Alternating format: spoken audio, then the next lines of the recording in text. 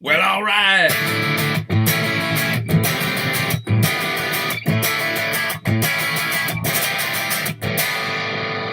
And then it feels like it's time for a lead, so then you hit your pedal and you...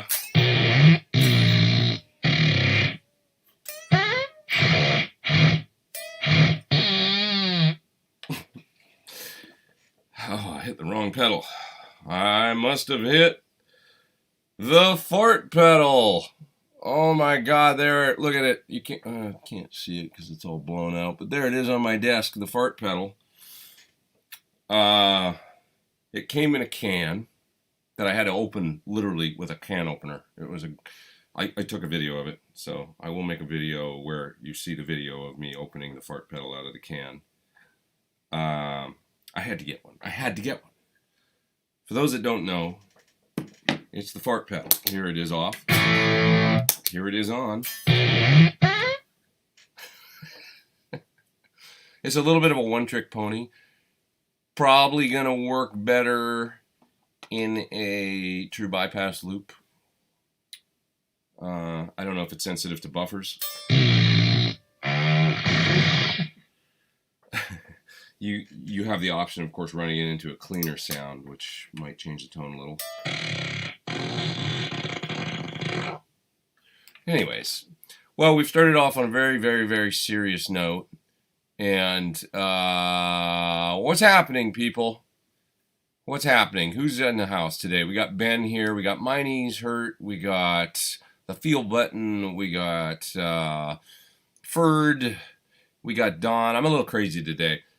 I was so ill this week. It was just like bonkers. And now I'm back here and just recovering. It's great to be home.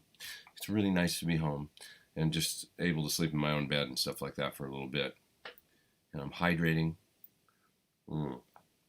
And just enjoying generally being in the general LA vicinity. Yeah. Edge of breakup, somebody says. Yeah, edge of breakup. Exactly. Can opener. Can of beans. Yeah. That pedal has a hang time control. Exactly. All that good stuff. Loud, but not deadly. Can you chorus it? I can chorus it. Would you like to hear it chorused?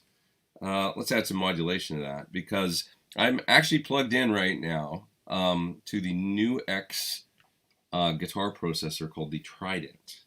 So we could add some reverb to it. Let's add some effects to that and see what happens. So here's dry. Dry. What's that? Let's add some tape delay. How about some reverb? How about more reverb? Oh, I like that. What about a little bit of modulation? You know, we could change up the modulation a little bit and vary our. Let's add some more delay repeats.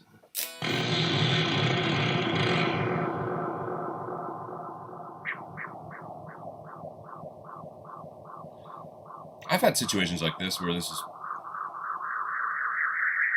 I felt like that's my vowels.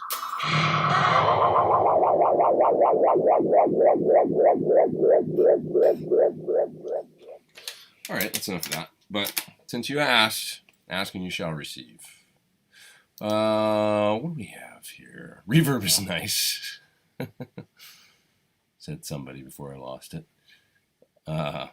Thanks for the years of awesome content. In here, it's all culminated to this moment. It's all come to a head, and here we are, right? Have you experienced stripping of the string lock screws? Yes, a little bit I have. It would be advisable to write to them and see if you could get a couple extras. I have had that happen, and I've mentioned it to them. Not sure what can be done or if they've rectified it or whatnot, but I am quite careful about making sure I've got the exact right size wrench and not going too far with tightening you get them up, cinched up good and tight, but don't go crazy and start stripping your, either the screw or the wrench, or else you run into a problem. That'd be my recommendation there. So try and get some extras from them. They've generally sent me a few extras when I've run into that trouble. And that's my best advice there. That's the little Allen screw that tightens the string down. Jim says, what do you think of the new Tonex pedal? You know, the jury's still out for me on the Tonex. I haven't really experimented with it. They're supposed to send me one of those pedals. And I thought it was maybe going to be here when I got back. But it wasn't. So I hit the guy up and he goes, oh, I don't know. Let me check. He goes, yeah, you were supposed to receive one. So I'm going to look into it and see. I want to give it a try. The official video I saw for it, I thought was very nice. You know, seemed to sound really good. I have the Tonex box here that hooks up to the computer and lets you kind of use it as a plug-in and stuff like that. You know, I saw videos on it where I thought it sounded great. Michael Nielsen's video I thought sounded really good, and he did a thorough kind of test of it, and I thought it was great. When I hooked it up, this was just my honest thing, was I spent a long time trying to figure out actually how to get it hooked up to my particular system, and I was a little bit confused, and I made a couple of captures, but I didn't feel like they sounded exactly right, and I might be doing something wrong. So that's as far as I got with it. And then I kind of I was leaving then to go on tour and stuff, and so I left, and they said, well, how's it going? And I explained that to them, and they said, well, we've got this pedal coming out, let us send you one. And I was like, okay, that sounds cool. Maybe the pedal will be a little simpler for me to integrate. So we'll see, you know. Maybe it being all in one in a pedal, you know, all I really want to do is get a hold of it and actually try and then use the Suhr reactive load with a head or two to kind of capture an amp sound, put it in the thing, and then directly A/B through the same impulse response and see how close the captures are. That's my real goal when I get a hold of it. So jury's out still for me personally. And if it works, it'll be a really good device, I think. So yeah. Yeah. Sounds like Lars' snare sound. Mean. Poor Lars, but I did laugh. Butt rock. Let's see here. Sorry my country got you sick, man. You're doing better now. I'm actually just kind of in the throes of it, to be honest. I feel like I got like a pretty good wallop of some nasty English flu. And now it's sort of segued into some form of bronchitis or something where I'm coughing up crap in the morning and all that. And just, it's more detail than you need. But, you know, it's just a little gnarly and I'm working my way through it. Trying to get better because then I got to turn around and go back. But I have come to realize that England is a tough place. When I started thinking about it, all 3 years that I've been there, January, February, I've gotten quite sick. It's a little concerning, you know, like it's like, wow, I got a bad flu the first time, second time I got sick too, and then this past time now I've got this thing, and it's you know, it's given me a little bit of pause. Like every time I go there, I can't get like a 2 or 3 week illness, like a severe illness. It's a little troubling, you know, because I've never really had that happen before on tour. I mean, you know, bouts of, a little cold here and there, like, but like in long tours, you know, I can generally remember being pretty well, but I don't want to get, I don't know what it is, if it's just England or it being really cold or just the fact that it's that and the workload coupled with, I don't know. It's just, I'm just in the midst of it right now where it's a little bit like, it really derails me, like where, you know, I'm supposed to be getting editing work done and doing things, and it's this is the kind of thing that like, I played 3 shows like this towards the end of the last run, and it's like I've been running a, you know, 99 to 100 degree sort of low grade fever for like over a week, and just like going through the throes of like really sore throat, like we can't even talk, and like kind of, you know, craziness and stuff like that. It's hard, man. It's like I'm just being straight up. I don't want to sound like I'm whining, you know. I've played through colds and all kinds of stuff before, but this one was tough. This one kicked my butt the last 2 weeks. It really did, really did. And I'm, you know, I'm only getting older and all that, so it's like, it's just like it was darn. Just being honest. Ron the Guitar Collector says, does your signature Suhr come in a gloss black configuration? You know, we're not doing a gloss black, but we're doing a really, really cool color that is called charcoal metallic. And so it's kind of a gloss black with metallic in it. And I love the color. And you can go to the Suhr website and use their configurator. For those who haven't seen the Suhr configurator thing, it's really cool. It's this thing they've got on their website now where you can go there and configure guitars and different finishes with pickup combinations and stuff like that, and come up with, you can basically see like a whole bunch of different, like, you can make a custom guitar on there and basically see what it's going to look like, is essentially what I'm saying. And so if you go on there and you just put in a Suhr standard or something with a pick guard, and you'll basically get the idea of what my guitar will look like with that finish. But we've done 4 colors for my guitar: the charcoal metallic, ocean turquoise, garnet red, and Inca silver in the new one.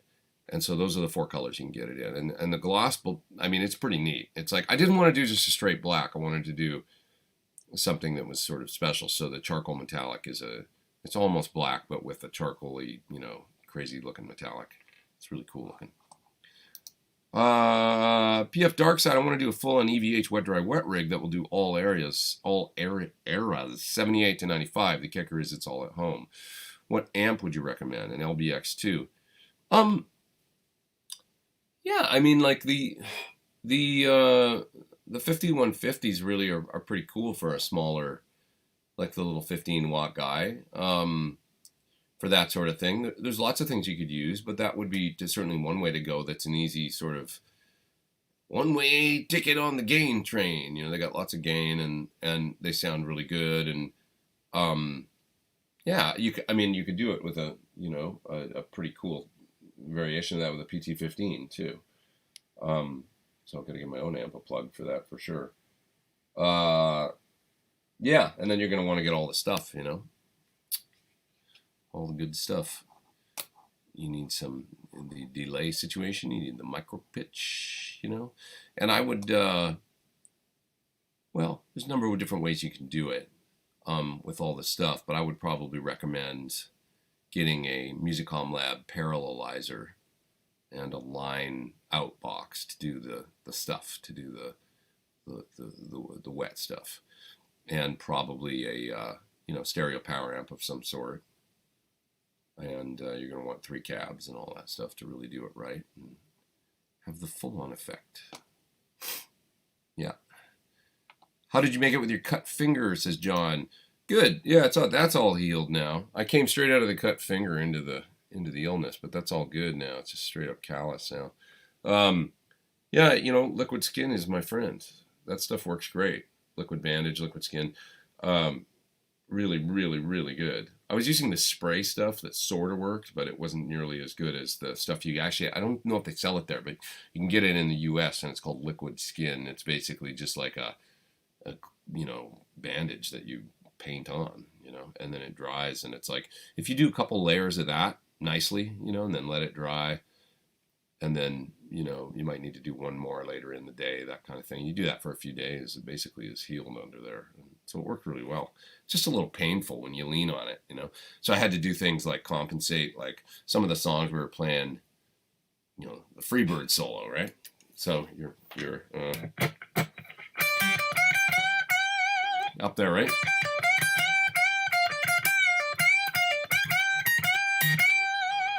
Do that over and over and over and over, right? So that's all third finger bends. So I started going.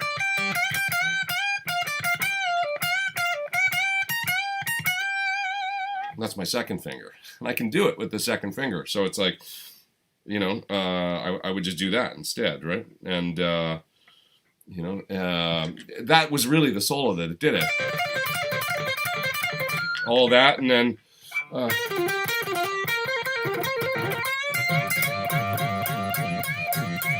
All those bends, like just over and over and over and over and over and over and over, and your hands dry.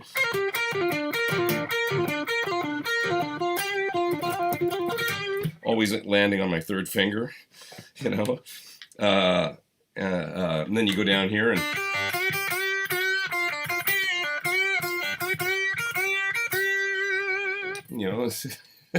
There's no doing that without, and that's after playing a 3-hour show, and that's the last.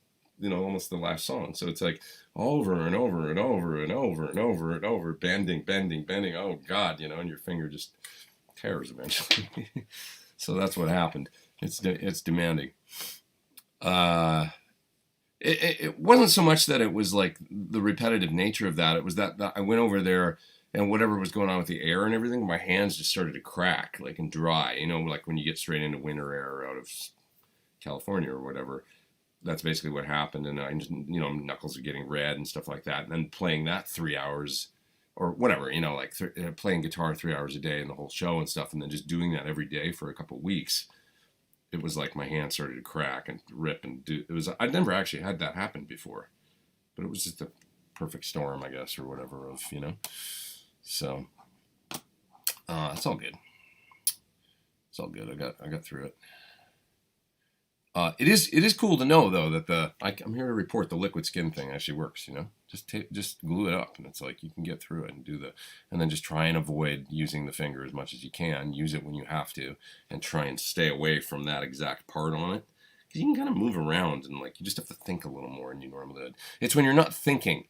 That's what I realized. Like at that pedal show when I ripped it open, I was just playing, going for it, and I just hit a bend, and it was like I laid right into the cut.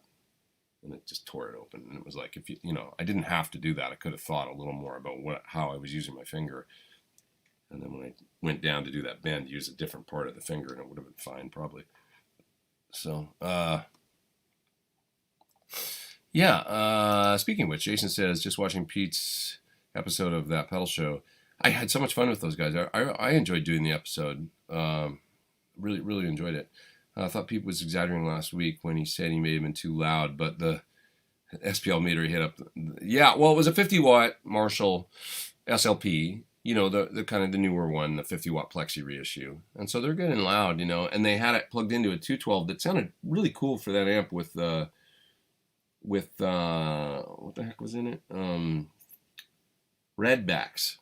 And you could hear how dark those are. It kind of works well. For a really, really bright amp, if you guys want to get a darker sound, those Redback speakers, listen to them in that video. I mean, it's like, that's a Plexi with a 4700 PF bright cap and all that, basically. You know, and those amps aren't known to be dark. But it was kind of on the darker side for, you know, and that's really those speakers and how much difference those make. So, yeah. Yeah. Yeah. So, okay, what else we got here? Any tips on how to set up a Floyd style for max flutter? You want the most flutter, you probably want to use less springs, I would say. If you go for 2 springs and just screw the claw back further, they tend to flutter more, I think, as I remember. You know, the more springs you use, the more you kind of get a little more stability, I find. Great playing, says Imuni Ham. You're a good dude. Thanks, man. I appreciate that. Thank you very much. Here's a difficult question. AC/DC or Metallica? Well, for me, AC/DC all day, but I love Metallica too. Like, I've got, specifically Kill 'Em All and Master of Puppets are really amazing records, I think. That period of that band is just, like, you know, that set the tone. They made a style, you know. I mean, AC/DC certainly contributed, but I would say that AC/DC, I mean, although they were trendsetters and definitely nobody sounded like them, they didn't create rock and roll necessarily. I would say that Metallica, let's give them the honor of creating thrash metal, really. Like, they really created that sound, you know, and nobody sounded like them before or after, you know. AC/DC, nobody really sounded like them either, but they drew from the Stones and from, you know, like dirty rock and roll, like all kinds of, you know, obviously that had come before. I think Metallica, nothing sounded that crazy, you know. I mean, I remember hearing it and just going, oh my God, like, you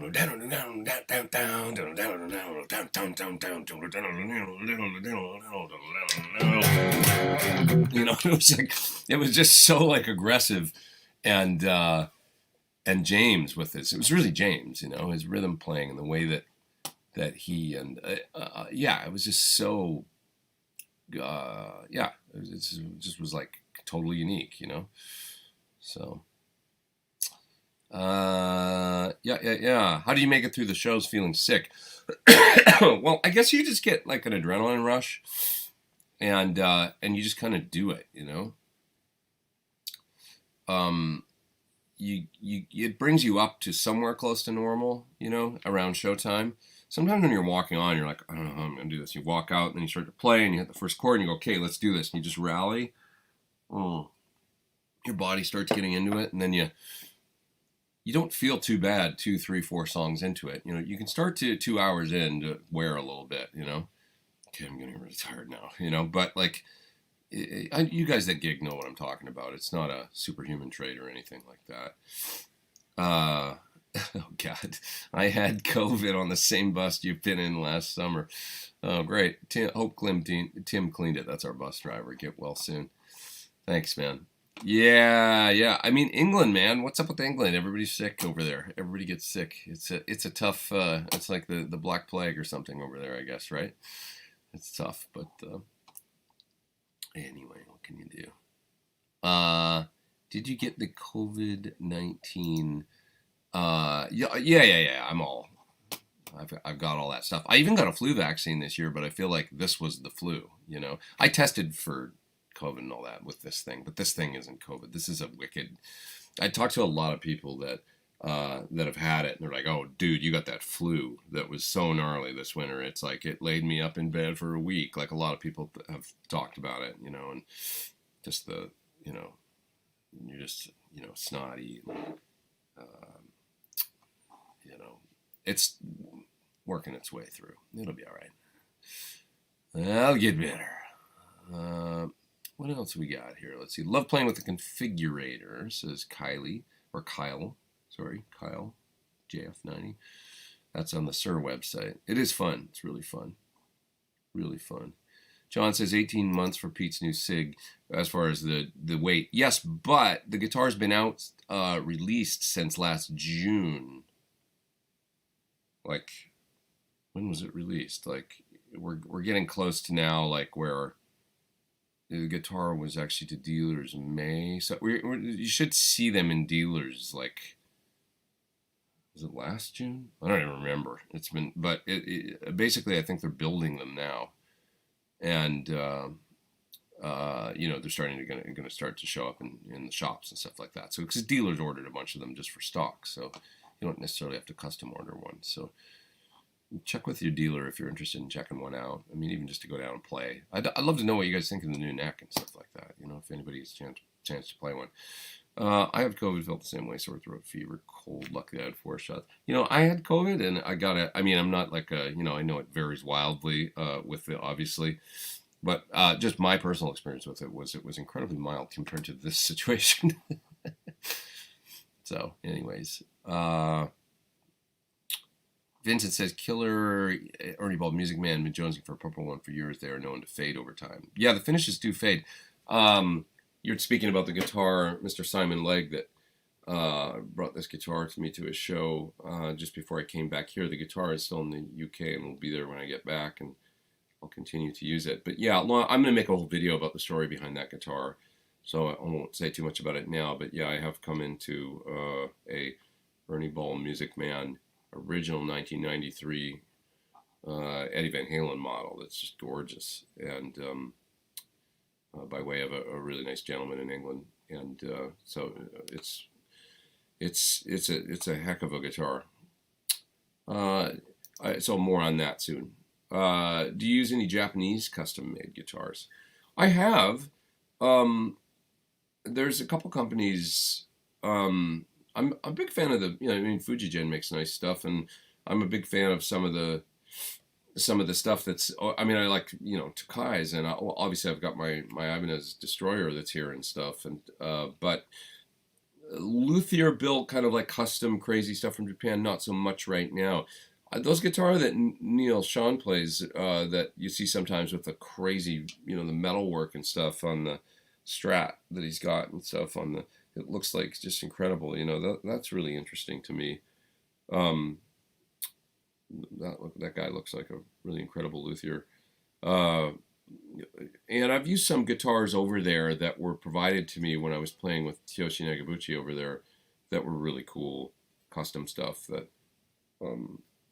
was just lent to me. But I don't own any really. So, yeah. let's see. What else we got here? I may have missed super chats and stuff, so I'm gonna page down a little bit here and see what we've got. Looking for a 12-inch speaker replacement for my Fender Jazzmaster Ultralight 250 watt 4-ohm, clean, clear, and separate note sound, somewhat piano-like clarity. Fender Jazzmaster Ultralight.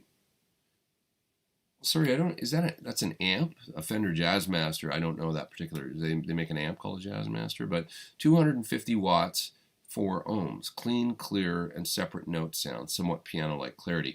I mean, it sounds like to me like you're looking for an EV. I would probably look and see if there's something, you know, like the Zakk Wylde, believe it or not, is the one that I think Dave Friedman thinks is the closest to an original EV M12L kind of speaker. So check that out. You know, I'm a little bit more of a dirty speaker guy, so I'm not an expert in what are the super clean, you know, high power speakers and stuff. But that's what I would do. I would look for, you know, something that's in the EV kind of family. Let's see, does your 412 come with casters? Yes, I believe it does include them. Would you say the Greenback and V30 blend is more versatile? Well, it is more versatile just in that you've got both of those classic speakers, and then you can pick which one you, you know, that you want to use. If you want to mic one or the other, you can get both sounds out of it. So that's nice. That's a nice thing. Yeah. I'm headed down to the bottom of the chat here to look for these super chats because I'll catch those. Here's a few. How does Cocoa Boost different from EQ mids? Well, it is a mid boost EQ. So the switch on it lets you pick the mid frequency, and then you can choose how much mid you want to boost, and then you can also boost with the other knob. And I'm not sure how that works exactly, if it's just gain on top of gain, or if it's like the mid boost and then clean gain boost that is kind of getting combined. But you'd have to ask the Suhr guys that. But in practice, it's very easy to use, and it just makes the amp scream and sing in a really cool way. You basically have 3 mid-frequency selections, mid-boost, the other boost knob, and that's it. And if you get the dual one, you've got both there available on 2-foots, which is really easy. It's a killer pedal.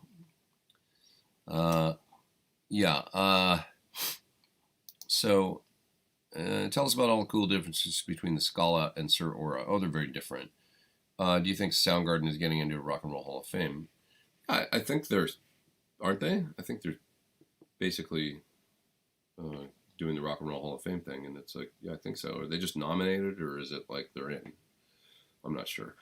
I don't really follow that stuff, to tell you the truth. Like, I don't know who's responsible or deemed the, you know, be all end all of, you know, what's rock and roll and what's not, and who gets into the Rock and Roll Hall of Fame. But Soundgarden definitely deserves to be in the, at least public court of, you know, whatever, the Rock and Roll Hall of Fame. So I hope so.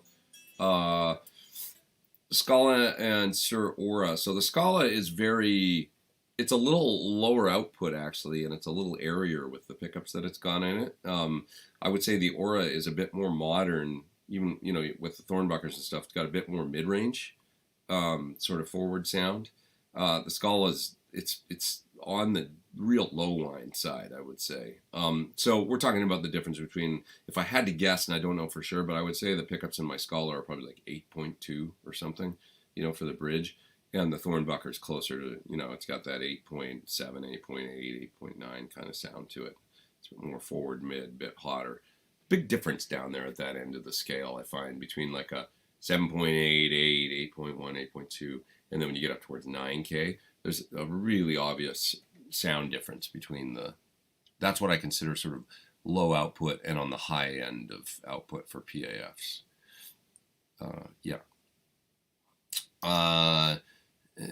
I was ready to order one. So, sorry, just to finish up my thought on the Scala versus the Aura. Also, the Scala, very, you know, vintage, aged, the cracked finish, unfinished neck, very raw, kind of almost hot rod feeling. And the Aura, very elegant with its, you know, finish and the perfect frets and everything, and just a little more of a, you know, perfection in every single detail. And the Scala is a little bit more rough and ready, but also feels great, just in a little bit more of that 80s kind of shred way that Leo, you know, it's like he does those underdog guitars, which are like sort of Les Paul basically, but it has it's like an 80s sort of shred feel in a Les Paul guitar. I don't know how else to describe it, you know, like the unfinished neck and the 6100s and stuff, I guess, sort of says everything. So that's the difference. So John, with regards to my signature guitar, I was ready to order one in 18 months is what Suhr told my local dealer. Hopefully some dealers in Canada will get stock. Yeah, I would call Cosmo. I mean, the thing is, if you go to a dealer and they're like, yeah, it's going to take 18 months to get one, that says that they've either ordered one and they're all spoken for, or they never ordered one when they were initially offered, you know? And they're like, yeah, it'll take 18 months. And so it's like, well, then you go to another dealer and find a dealer that ordered one when they first came out. Because I think the initial run was, I mean, there was at least just in the States like 140 or something, I think. I'm not 100% sure about the number. That's something, but it was like that. It was 100 plus guitars that were ordered by dealers in the States. So definitely some are going out there. Some are spoken for, you know, where customers have been, I want it, and they put the money down on it and all that stuff. But there's going to be some that end up in stores for sure. So if you want one, John, yeah, I would say Cosmo is definitely, you know, probably Stang and Edmonton too. Those guys are good friends of mine. You know, hit them up. What's the store in, I'm forgetting the store in Calgary as well. The Suhr dealer in Calgary, hit them up as well.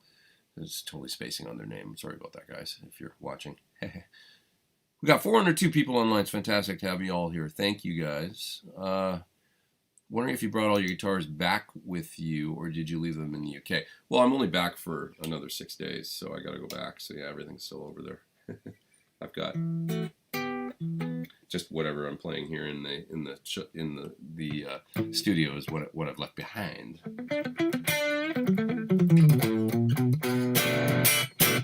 You might say to yourself, what am I playing through right now? Well, I'm playing through the Nu'X Trident because I have to make some presets for this box. So I have no idea what any of these sounds are. These are factory presets for this little modeling unit. I thought this one sounded pretty good. This is a JCM 800.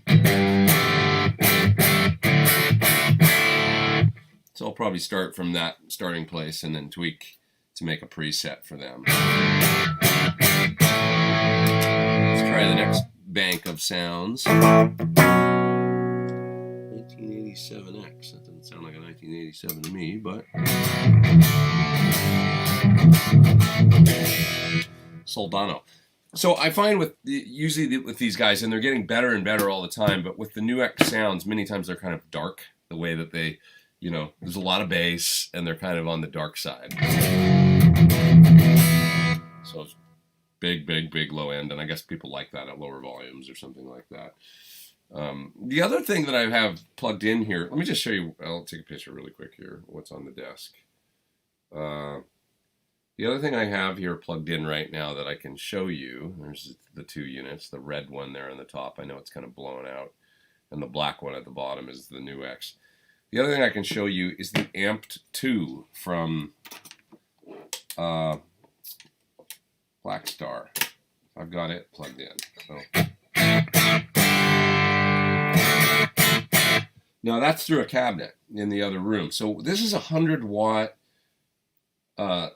basically a pedal amp with 100 watts that you can play direct, or you can play into a cabinet, straight into a cab.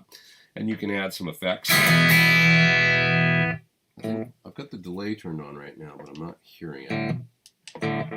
There it is. It's got some sort of shimmer effect on the delay. There, that's just a straight up delay. Here's added some reverb.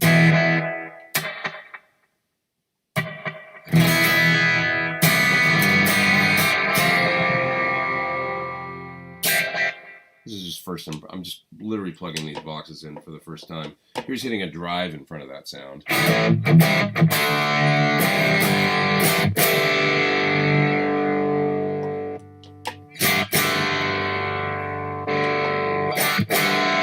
So this is the US amp sim, but I think I've got the power amp switch on the L34. Let's switch it over to the UK. Okay, so this is supposed to be more like a Marshall sort of gain structure and tone stack.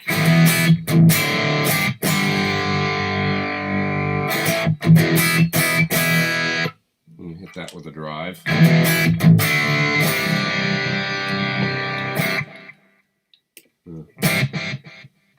There's some delay. A little bit of reverb.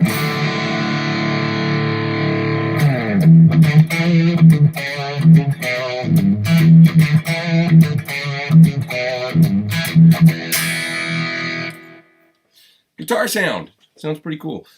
This is the smaller version of this amp. One is what I have out on the road right now as a backup.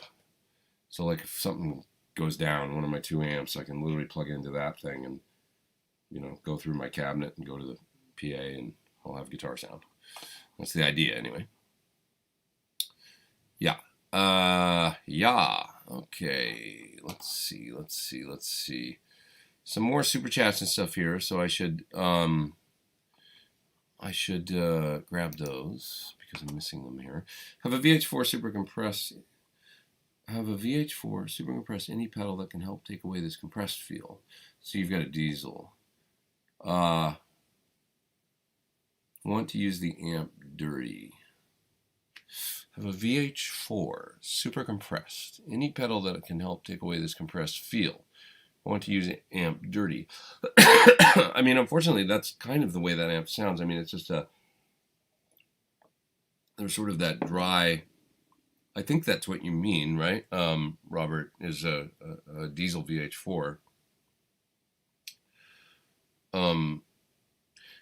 Or maybe you mean you have the diesel pedal. So ask again, sorry, see if you can just sort of clarify. It could just not be the right piece of gear for you, you know, if you're really feeling like you're not bonding with the you know, the particular situation, compression wise, etc., etc. Okay, looking down through the chat here.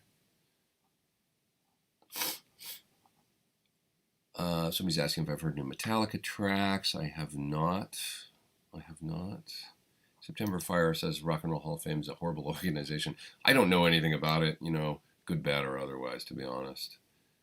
I don't know anything about it, you know.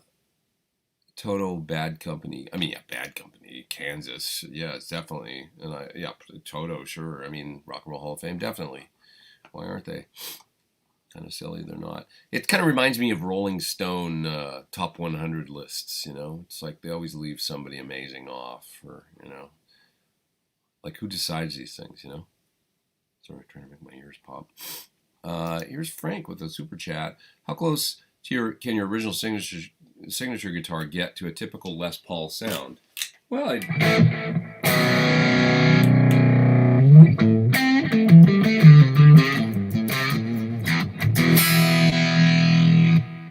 I have my Yaren right here. Let's play like just medium amp gain sound, and I'll switch to my Yaren.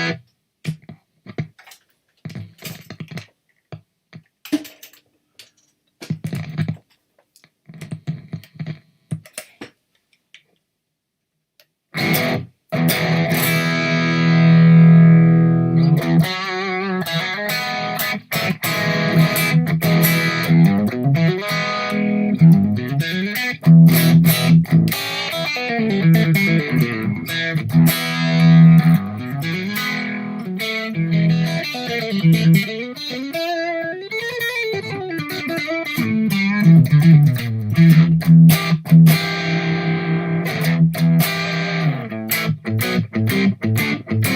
do one pickup at a time.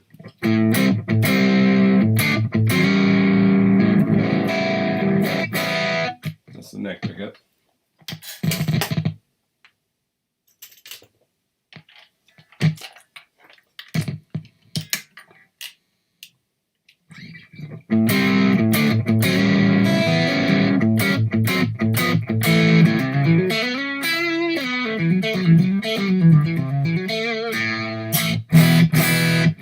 Right? Okay, let's go to the middle. Go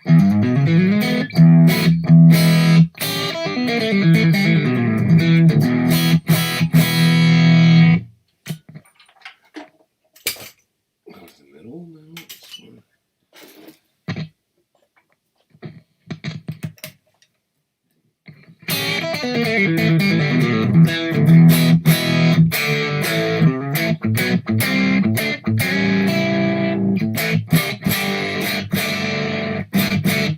Let's do the bridge.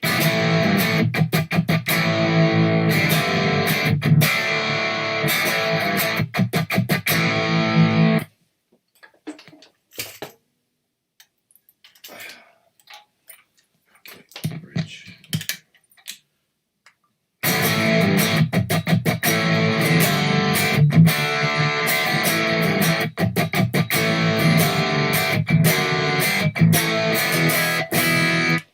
So, you know, they're not the same sounding, but they both sound cool, and they're both just in a different zone. You know what I always find with the set neck Les Paul thing, even though this is similar woods and stuff, the scale length is always going to make this guitar sound a little snappier and a little more Fendery, right? The 25.5, it just has a little bit more snap, a little bit more like something. And then a Les Paul always to me has a little bit more of a forward mid kind of sound, a little rounder sound, a little more vibration, and a little more like the guitar itself is a little hotter.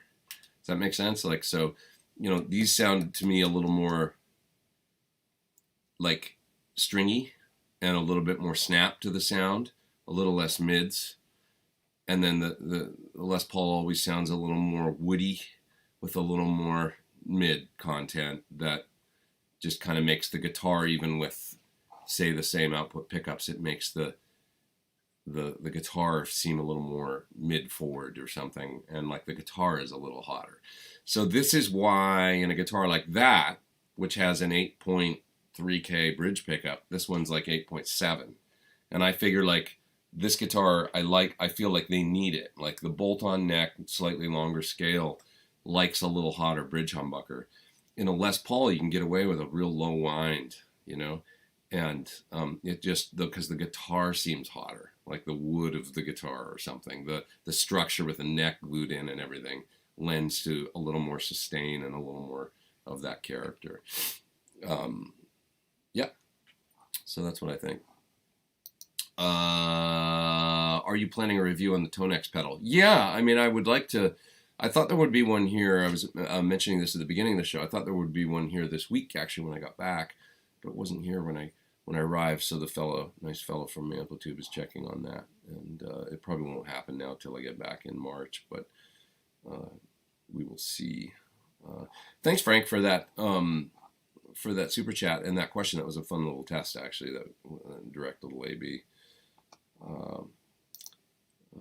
Mac with the super chat. Thanks, bud. Just saw the TPS interview, that pedal show. How's your finger? Good. Finger's all good now. Just still dealing with my upper respiratory. But, yeah.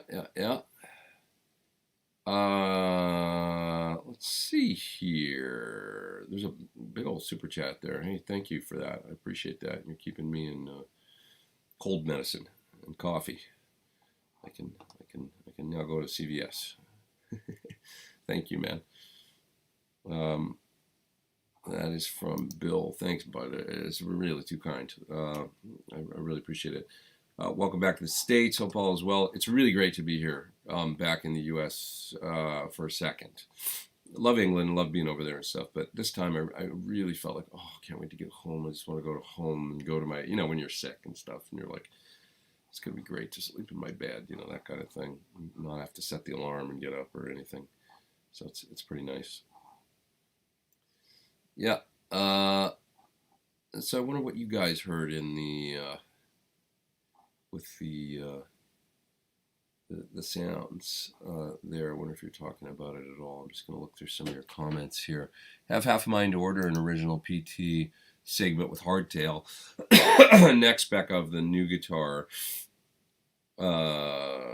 ebony neck. Yeah, I mean, you could do that. You could spec out a guitar exactly like you like it. Just do it a Suhr standard. The neck is unique to my guitar. That's the only thing you won't be able to do, to be honest. So, because that's one of the features of my guitar that's completely unique to my new guitar. So, yeah. Anybody? I just thought of this out of the blue today. I don't know, randomly, but there's a really cool Instagram post on Slash's IG today of the Rolling Stones in 1969 in Hyde Park, and Keith is playing a V. And they're using an all high watt backline, and the tone sounds like the Who, and it's really good. It's Mick Taylor's playing, and it's just listen. It's like the most hard rock Stones I've ever heard. Like as far as the sounds and stuff goes, kind of aggressive and loud, and it's cool. It's really cool sounding with the. I've never seen them with all high watts. Like was that like a one time thing or something? But it sounded really cool. Like, I liked hearing them kind of aggressive like that. It was neat. Yeah. Yeah. Love the sound of the Suhr one. That must be when I was maybe in the two guitars. That's cool. Red guitars always win, always. Yeah. I feel like the PT Suhr has more clarity and separation over the somewhat muddy LP. Yes, I would say that's the stringy, and that is largely, I think, the scale length that you hear.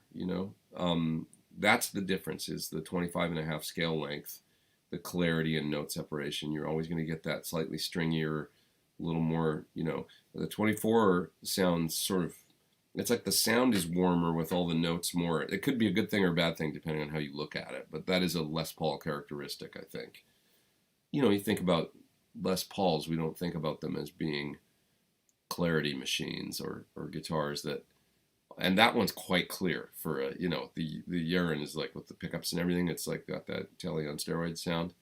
So that's going to be as clear as it gets. Are you running your Mobius and H90 in front or in the loop or both? Right on this tour I'm on right now, I run them in front of the Suhr Bella. So I set the amp clean. It's not breaking up at all, really. And when you do that, you don't really, there's no reason to use an effects loop at all. So, yeah.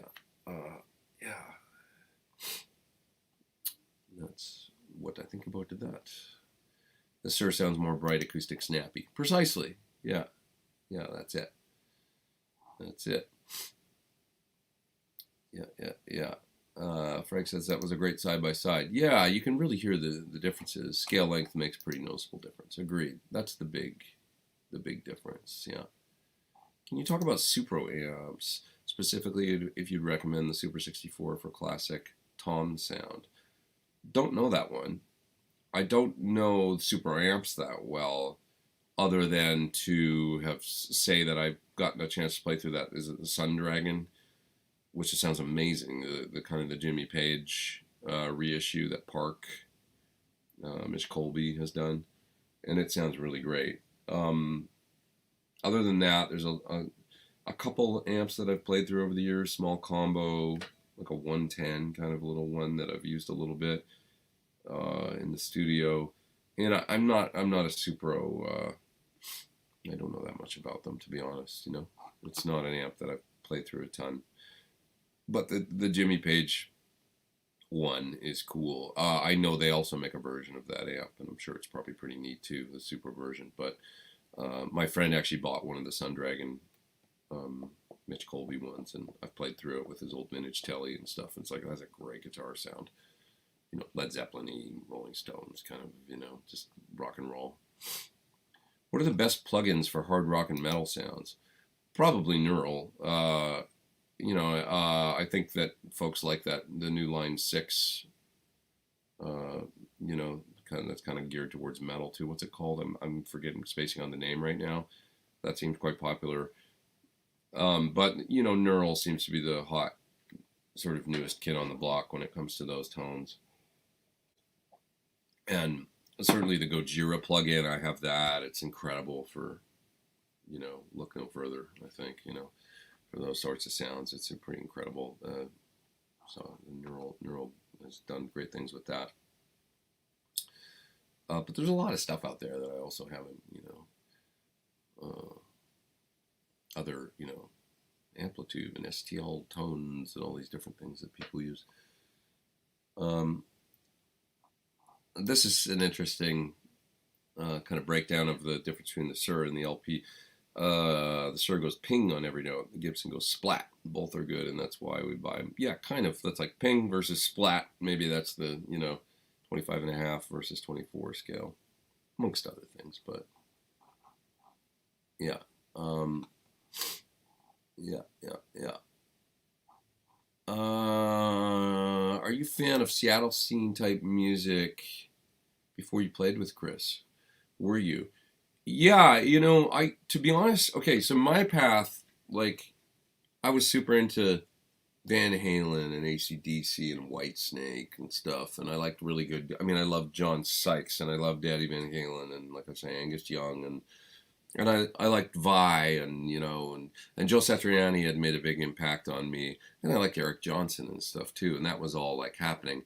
And then like what happened was like around 90, like, so I moved to LA in 90, and I started going to MI, and I remember the scene, and the ads for bands in the papers, and going down to see bands. It was still the Sunset Strip when I got there. So Friday and Saturday nights, here I am 19 years old, right? I used to go down to Hollywood and go to, I was in Gazzarri's, the original Gazzarri's. I was in, the Central before it was ever the Viper Room, and all these clubs on Sunset Boulevard, and Roxy and Whiskey and all that, obviously, Troubadour. And I went to see bands at the time, and it really didn't feel like I wasn't seeing great stuff. Like, it was crazy down there. It was a scene, but it just felt like everybody was clamoring to get record deals and kind of following a formula. That was my memory of that time. Like, super formulaic and just a little bit like, I remember my friend coming down and visiting me and going, because the whole thing just kind of feels like, ugh, like a little bit. And I think about that, like, what does that mean? Ugh. But it just felt a little like not, like people were in it for the wrong reasons. And it was a lot about, if you read the local papers and ads for it'd be like, guitar player needed for our band, only long hair apply, like, no MI posers, we want to take over the world like Motley Crue, or like, it was like all this, like, really just like they're trying to be like rebels, but they're following a pattern, like, like of bands from the past, right? They were either wanted to be Guns N' Roses or Poison, or they wanted to be Van Halen or whatever, like, and it was like, nobody's ever going to be that again. So it was like, and everybody was kind of writing the same sort of lyrics and like very kind of, cherry pie kind of lyrics or whatever, and that kind of stuff. That's what was going on when I got there. Well, that all died in 92. I remember being in my apartment in Hollywood and seeing the Teen Spirit video for the first time when it came on, Nirvana, and going, look at those guys. Those guys look different. Like, this is very dark, and, they're in sweaters, and they look like, it's like there's way more punk vibe going on in this, and it's certainly not about hair metal guitar solos or whatever. And so I remember that. And then I remember moving to Westwood for a little bit. And I lived for 6 months out there. And then I ended up moving out east, kind of in the general sort of San Gabriel Valley area. And I lived out there for a while. Joined a band. The band was much more of a kind of experimental sort of pop rock kind of band. And I got out of that whole scene for a while, and I never even went over there for like a year or something. And I'll just try and not make this story too long, but and there's some super chats I got to get to there and stuff. But I I just because I can get long-winded, I know. But I worked on this band. We were writing songs. I was learning about recording. I was really enjoying myself. And this was a band with my friend Frank Symes and Jennifer Condos. They were both like really successful side people at the time. This is how I started getting into the sort of side guy sort of world a little bit and stuff. And they both played with Don Henley at the time, and Frank was also playing with Mick Jagger right there. So they were like, whoa, you know, like really successful. I'm like 2021, right? They're late 30s. So they had an original band that I joined, and they were really mentors of mine. I learned a lot from them. So here I am learning from them and stuff. And we go to play a gig at the Troubadour one night. And I hadn't been over that way in probably 6 months or a year or something. And it's Friday night at the Troubadour. So, of course, my memory of Friday night in Hollywood was what I just, you know, it's crazy bands all flyering, you know, come see my band, come see my band. And like, it was like party every night on the Strip, just packed with people.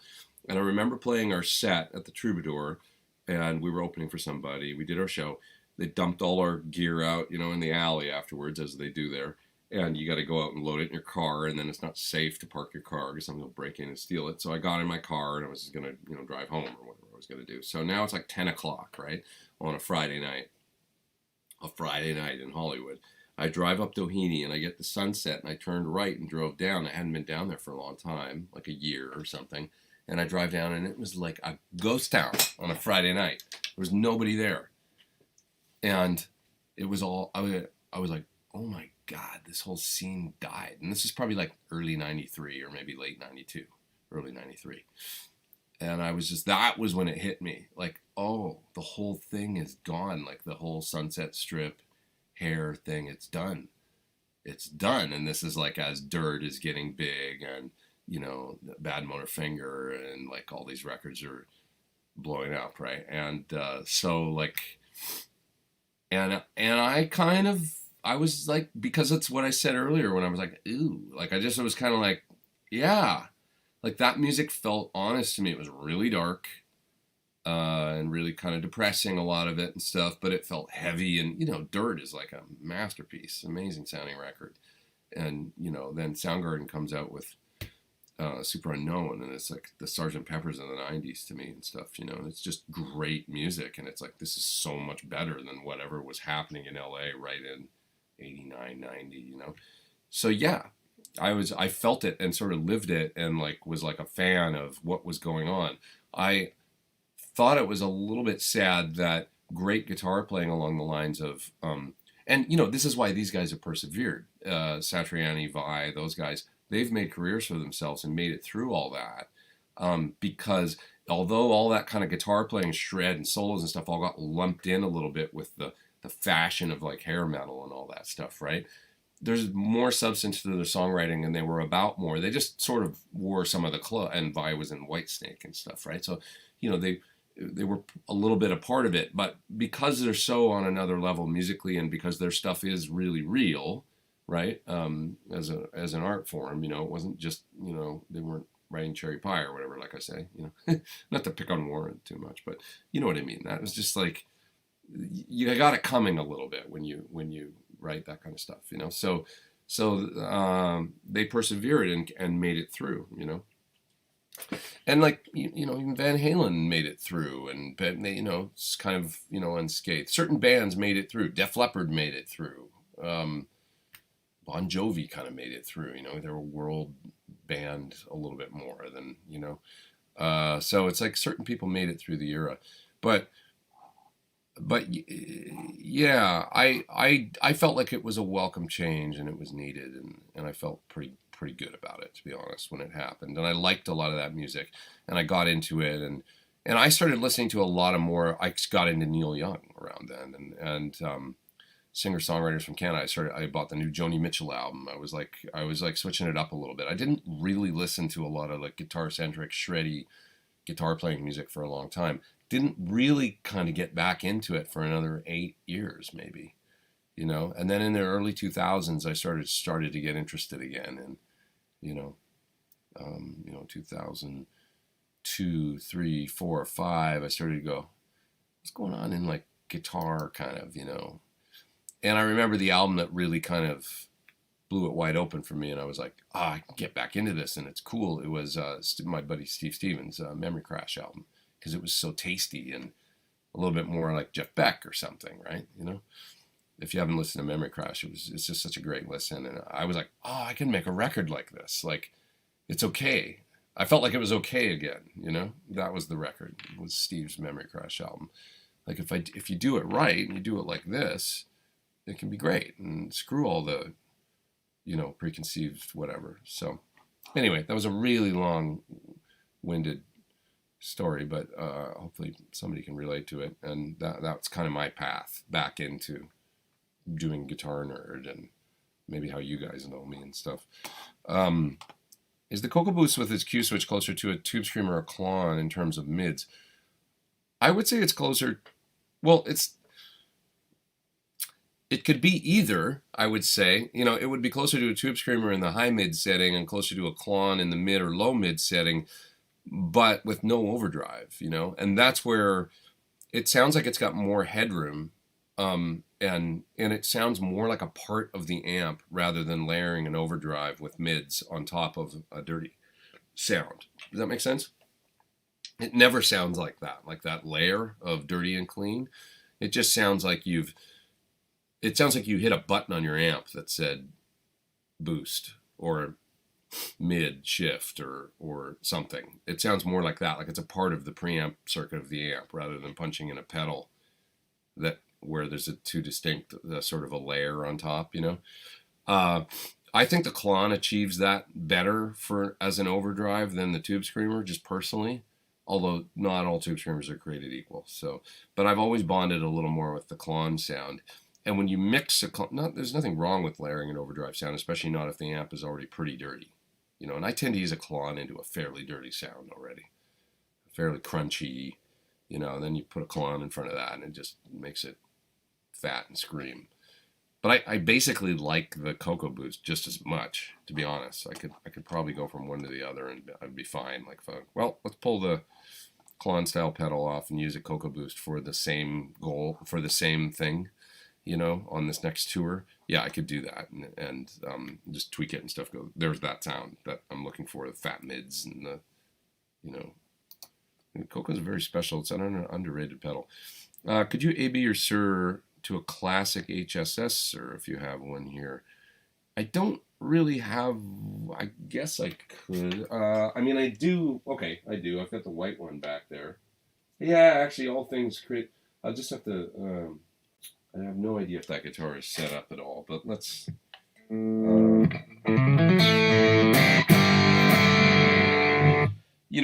What I wonder what you'd like to hear, but I have this white one here. I just don't know how. This is tuned down. That's the only thing. So that's not going to be a great comparo. And that's in a strange tuning too. I might be able to get this up to E. Okay, just a sec here. I'm going to move some things around and we can do this. Happy to help.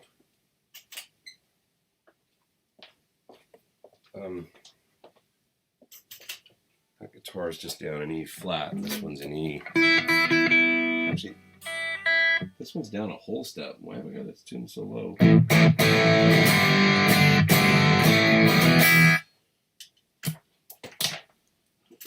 I must have been doing something with this one where I had it down to D.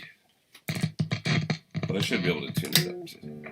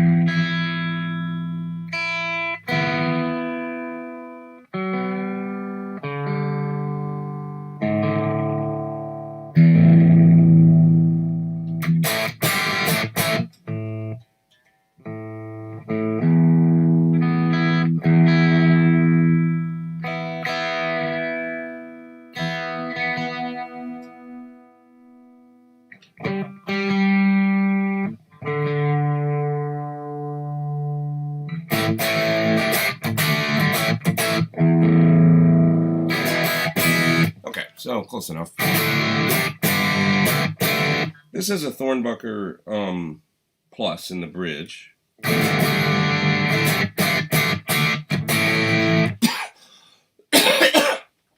hope I don't have a coughing fit. I get these a couple times a day.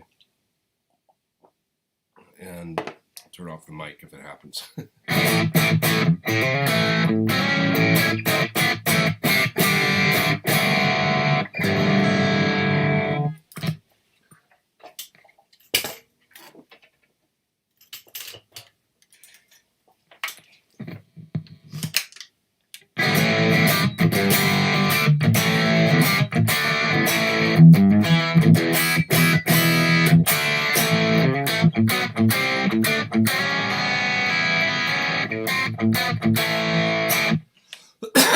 See, I feel like this guitar has a little more mids and a little more girth to it. Sorry, guys. It's the mahogany, you know. The thread about this stuff on the gear page right now where people are talking about it and saying how they don't, you know, the tone wood thing and all that stuff. Is it a thing? But, like, this guitar doesn't sound like that guitar. And it doesn't resonate in my hands. Like, this is a great guitar. This other one, it's got an alder body, maple neck, rosewood board. But this one with the mahogany, it's just got a different sort of depth to it. Same bridge pickup.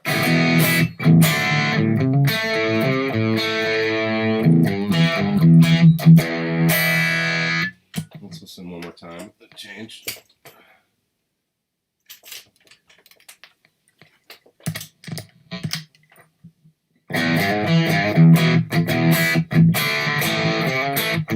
Hear that? The twang is totally different.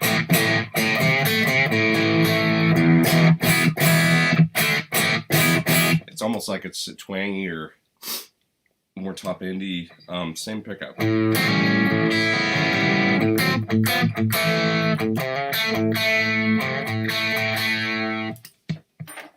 back one more time.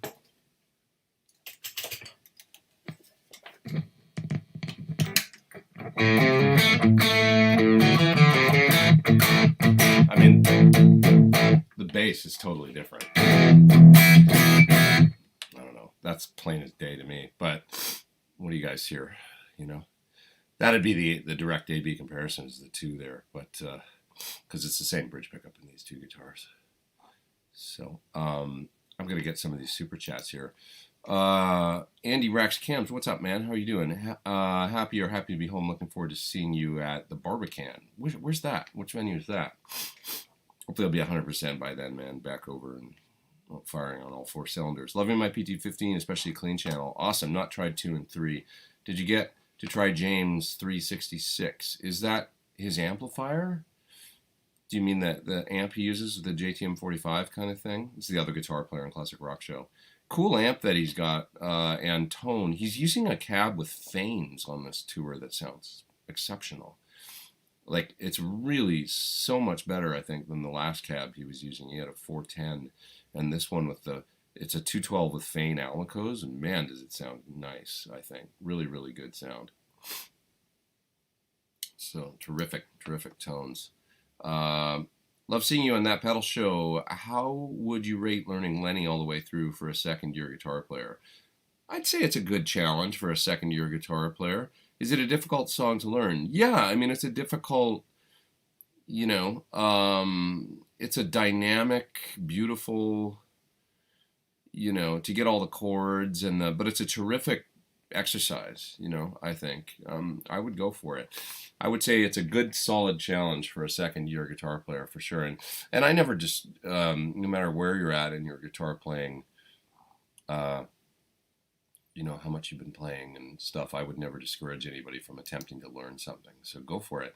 Andrew, thanks for the super chat, dude. I appreciate it. You guys are too kind. Back to AC/DC, knowing you love Japan. Excuse me. Found an awesome cover band, ADCD. Their Angus has all the moves and chops, and they sound tight. Have a look on YouTube for some of their gigs. That sounds cool, man. I'd love to see that Japanese AC/DC cover band. Some of the best cover bands or tribute bands I've seen are Japan, like the Parrots, you know, the Beatles tribute over there in Roppongi that They literally have there's a club where you go see them, and they play there every day, and they're amazing. So I'd love to see that. ADCD, I better take a picture of that super chat. Thanks for the tip so that I remember what to go look for later. That's cool. Awesome. What else we got here? Guitar Sniffer Joe says Oasis are more influential than the grunge scene. Well, you must be in the UK. Because that would be true there, but not over here. Oasis had some influence over here, but Oasis was never the stadium band or festival headliner, maybe festival headliner, but not, if Oasis played LA, which they did at their peak, they were playing Universal Amphitheater. I know because I was in a band that right before I joined was supposed to open for Oasis, and they canceled the gig because Noel and Liam had a spat or something. But anyways, that was Universal Amphitheater. So over here they would play more like, they were a big band, but it was more like 6,000 seaters or 5,000 seaters or, that kind of thing in the United States. Whereas in England, they were the biggest band in the world, to the, it was Reading and whatever, like massive, they were unstoppable for a while there in the 90s. So I can't stand grunge because they killed the great 80s music. But the 80s music wasn't great at that point, it was getting to, like, I love great 80s music, don't get me wrong, but like in 90 and 91 it was like not a good time. Look at what was coming out around then. Van Halen happened to put out a terrific record, with For an Awful Carnal Knowledge. It was probably the best record with Sammy, maybe, I think. Well, I mean, I appreciate all the ones that they did, but it was such a great sounding record, and it definitely carried them through. Had they put out a stinker record or something that year, that would have been really bad for Van Halen, but they put out this great record instead that kind of carried them through when grunge was, that's my memory of it. When grunge was taking over. But I never bought a grunge album, not my thing. So September Fire. I mean, I don't know, man. I having sort of intimate knowledge of the music and, having played a lot of that, some of the, best tunes of that era with Mr. Cornell, it's hard to argue with the,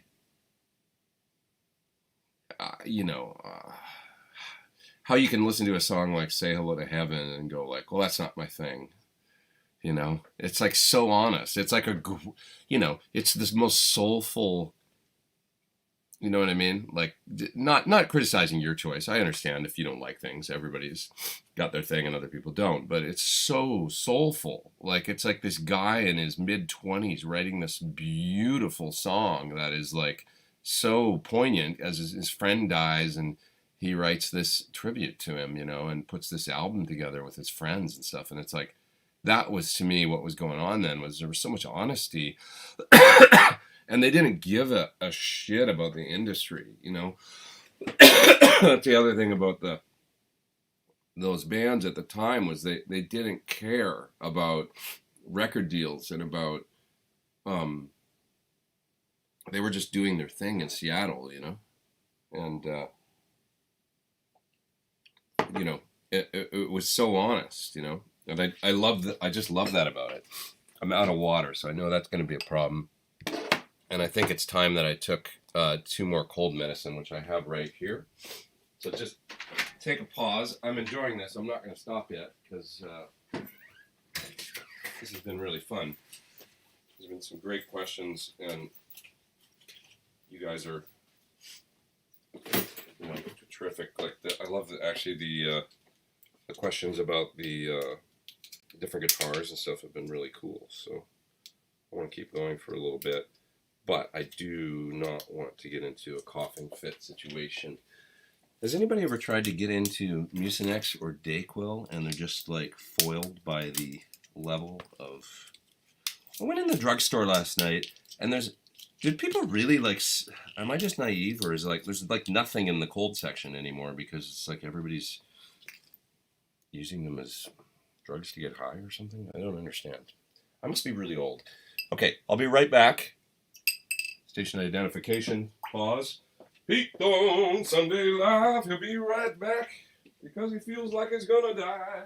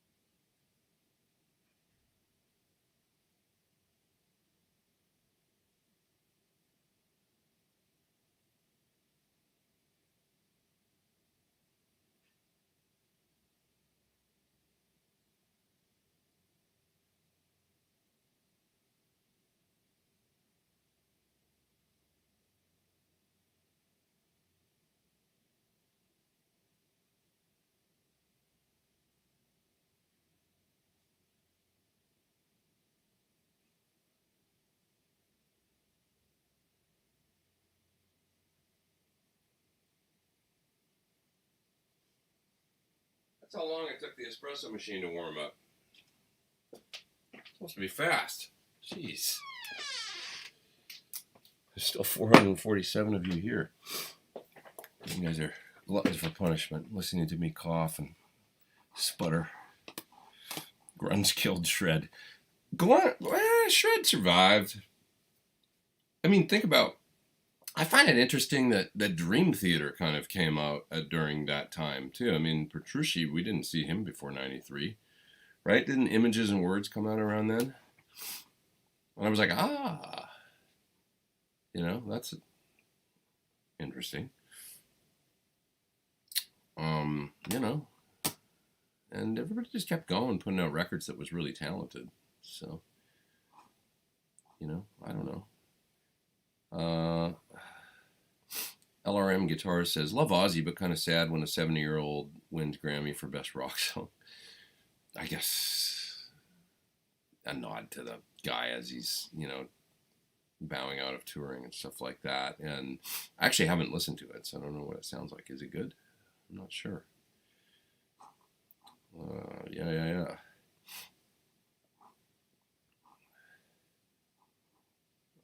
Let's see here. Grunge helped you not be depressed. Well, I don't think honesty in music is ever a bad thing, be it really depressing or not. At least it was like quite honest. So, Karstens, hey man, what's up? Speaking of Cornell, he had such a unique guitar style and interesting chord choices. He did. Any thoughts on that? Well, he was not afraid to just try things, He was very self-deprecating about his guitar playing. And I'd be like, dude, you're a great guitar player. And he'd be like, no, I can't play like what you play, and I can't. But who cares? It's like he would try things and experiment and then come up with song. He wrote so much cool stuff. And so he, with the chord choices and things, I mean, I think he would, I don't know where his depth of creativity came from and stuff like that, but he would just put the guitar into interesting tunings and then move his hands around until he found the sounds that he wanted to hear. That's what I found with him. But he was also curious, like I said before, there's these lessons of me playing back in the 2008 or something, where you'll find me playing Paranoid Android, or by Radiohead, or different things, and you can see those were lessons I made for Chris, where he'd be like, can you show me how to play Paranoid Android on guitar? I'd be like, okay. So then I'd go look at it and be like, oh wow, this is deep and hard to play, and I would try and find how it was done, and then I'd be, okay, here's a tuning that makes sense. Oh, this must be, and it was like an exploration of trying to figure it out. That's what he was interested in, was he wasn't really interested in typical stuff. He wanted to explore he was just deep melodically and compositionally and stuff like that. But he didn't have formal musical training, so it was all by ear, and it's kind of fascinating to me. People that write like that, I love that stuff, man. Where it's just like out of the ether, like Holly's a little like that. Holly Henderson, um, my friend from England, how deep she is with her melodic sense and stuff, and she has no idea what she's doing technically. She has no formal musical training, but she has this deep, deep well she's drawing from of like hearing chord clusters and things, and it's like not everybody's built the same when it comes to that kind of stuff, and I find that fascinating. So I think anybody can learn how to be pretty good and accomplished, if you apply yourself on an instrument and stuff. But there's some people that just have this thing that's like, like where are you getting that from? And that's fascinating to me because it's an intangible. So grunge was a sign of the times. You have to remember the early 90s economy took a dump. We had to pay for the free spending 80s. Yeah, it definitely wasn't party times and stuff. And it had all come to a little bit of a head. And, it's just ebb and flow, right, of times and stuff. And the art was reflecting the time for sure. And, yeah.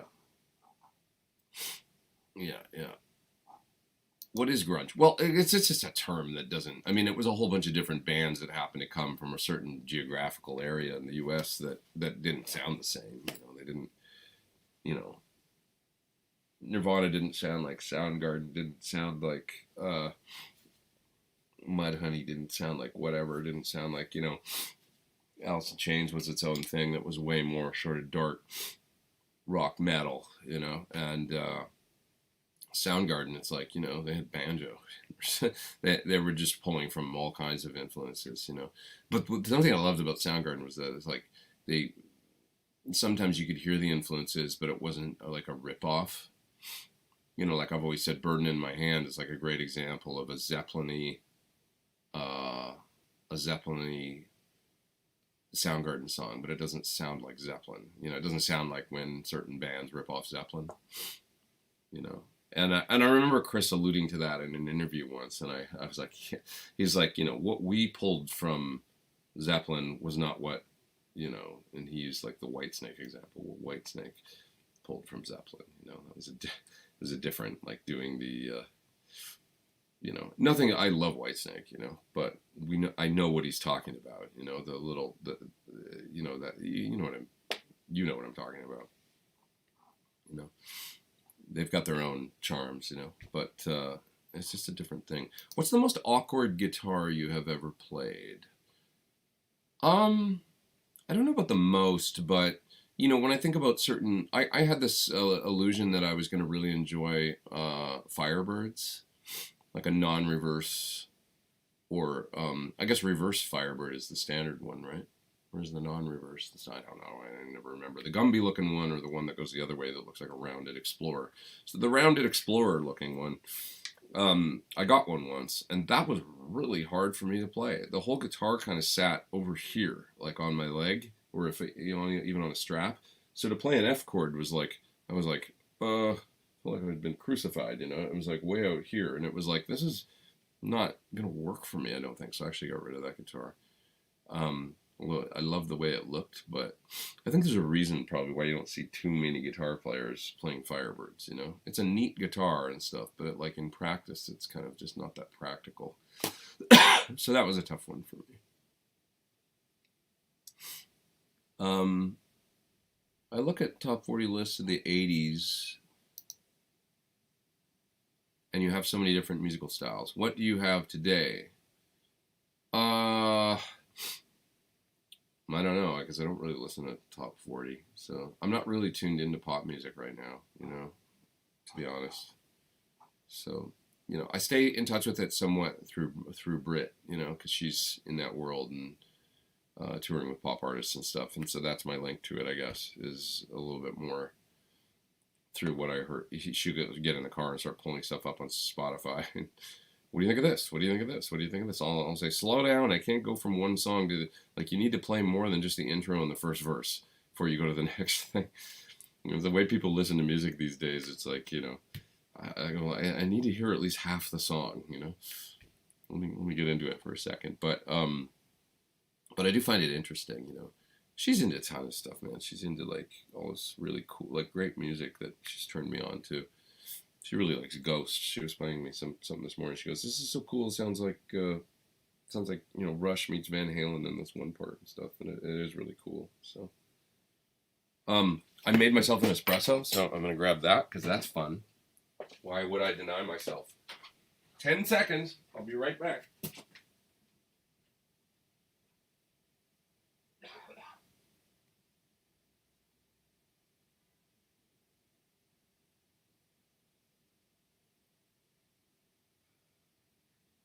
Oh, it's good. Some Groundworks beans right now. Not sure the exact bean, but it's good though. It's good. It's good. It's good. It's good. It's a good thing. It's a good thing. Yeah. So when I played these two guitars, if you heard the difference, this one and the Alder Body Classic S, it's kind of interesting, right? Like for any of you out there that saw that when I laid into,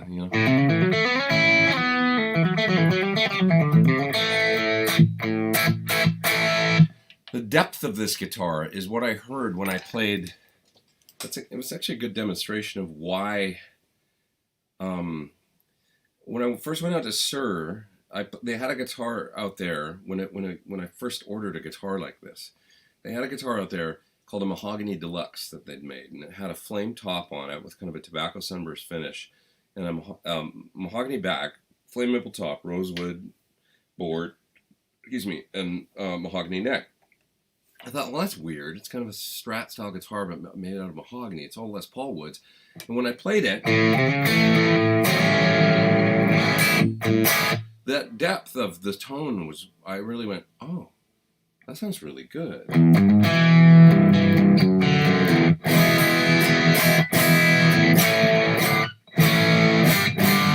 Right?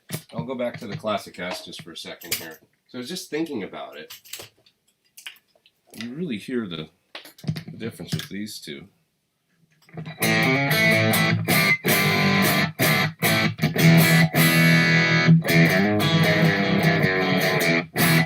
It's pretty vastly different sounding, right? And that was what did it. That's what put me on the path to that being my signature model, was hearing that depth of it's like, oh, it's warm, but it's still got the snap of the scale length. And I liked it more than I thought I was gonna, the tone of the mahogany and everything like that. And that's why I really think these guitars are special. This is my original signature model. It's got a great, some people are gonna want the more traditional Strat thing and the, alder or whatever and maple neck and stuff. But this guitar's still really special sounding. It's got a great character to it with the mahogany, and it's super valid, I think. So thanks for the nice person that asked me to actually compare. Yeah, a lot of people got these and they really say, they're like, this is my best guitar. It just does exactly what I want it to do. It's very versatile and I still am impressed, by it, So. That was a good, thank you for asking me, because I wouldn't have done that otherwise. And so much great content and a great hang. Thanks, Joe. Hey, thank you for being here, man. Thanks for the super chat. And this is really fun for me too. I love doing this show. I always do. Always do. I always do. Arthur says, I like this so much more than the older days when Pete couldn't just grab a guitar and show us example. Thanks, man. Yeah, it does work out good. I mean, even just doing this thing, right now I'm playing through the Black Star amped 2, just I dialed up whatever sound and kind of, it's a, pedal amp essentially. But I am playing through my cabinet in the other room. But yeah, it does serve to lend some value to the show, I think, for sure. Being able to play a little bit and stuff. And demonstrate simple things. Yeah. Okay. Well, I'm going to head down to the bottom of the chat here. Yeah. Careful, you'll trigger anti-tone wood proponents. I mean, they sound so different, you know. See, Horst likes the white one better. It's more, you know, that it sounds more like a Strat. So, it's a different thing. Yeah, more spank with the Strat. Yeah, a little bit, you know. Same saddles on the way. It is the same saddles, but one thing that would be different on that guitar is that it's a 6-screw bridge as opposed to a 2-post. So that's one distinction between the two bridges. Same saddles, 6-screw traditional, you know, style bridge though, as opposed to yeah. Surfer B says he's still got a pair of my pickups and they're just sitting there on his dining room table. Can't decide what to put them into. Yeah. T-Top says, played Gibson style guitars for years, but I've come to accept I'm more of a Fender guy and love the snap. Yeah, if you like that attack and clarity, it's just there in the scale length for sure, you know. Yeah. Yeah. White one would cut through a mix better. You know, for certain things, yeah, sure. I mean, yeah, it's just that much more stratty, you know. Jeff says, sounds better, way bigger tone with the red one. Yeah, it is a bigger sound, you know. It's like just the deeper, you know, the depth of it is definitely. Yeah. Naive Steve is saying, I think the Barbican is in York. I'll be going there within the next couple weeks. Yeah. Need to get some Pozole while you're home. What the heck is that, dude? I don't know what that is, Lauren. Or some Mexican food. Definitely some Mexican food. That's going to happen. I'll be going to my local favorite joint. Yep. Let's see here. There's a super chat from Deshaun. What's up? Have a carbon copy of the newer Electro Harmonix Deluxe Memory Man Nano and Boss DD500. What other delays would I recommend? I play all kinds of music. Well, as far as stuff that's out now, to me, the creme de la creme of analogs is the Suhr Discovery. It's incredible. So if you really like, you know, that style of thing, analog delays, it's amazing sounding, and the mod is so good and so tweakable, and you can store presets, and it's just really incredible. So take a look at that. I would also recommend maybe some stuff from Caroline. They make some, like, their lo-fi delays and stuff are really interesting. I really like the Boss, you know, their tape delay that does the Space Echo, the newer ones, both the little guy and the bigger 2-pedal sort of version are really cool. Yeah. And then there's some stuff coming out will be down the road a little bit. It's going to be amazing, but I can't talk about it right now. I can't talk about it. Did you do your captures via mic or direct with aux reactive load? Suggestion for Kemper. I've done both. On the Kemper and also on the Quad Cortex. I tend to these days sort of like the captures that are just the amp, and then I'll add an impulse response. The cab sims in the Quad Cortex are very, very good, and there's a few in there that sound terrific for what I like. So, and I've seen other users say that. They're like, that the impulse responses or kind of included cab sims in this thing are better than, you know, most third-party IRs that I can find. And I would agree with that. It's one of the strong points of the Neural DSP Quad Cortex. So I'll tend to just do direct head captures and then add one of those to it. And I like those sounds a lot. And I use the reactive load to do my captures. Yeah.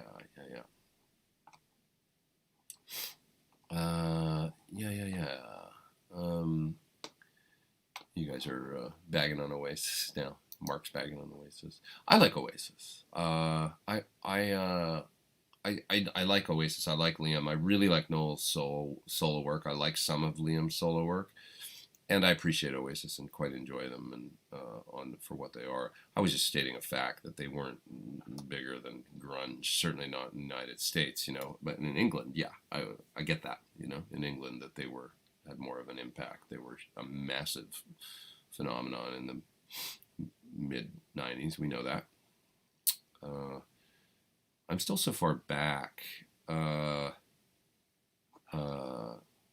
in the chat here, so I'm going to answer this one question and then move way down. Do you have thoughts on Boss Wireless and if it sacrifices tone versus cables?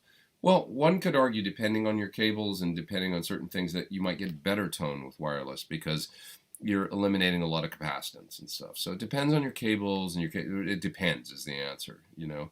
And it depends if you like the tone of cable, a certain length of cable and stuff, you know.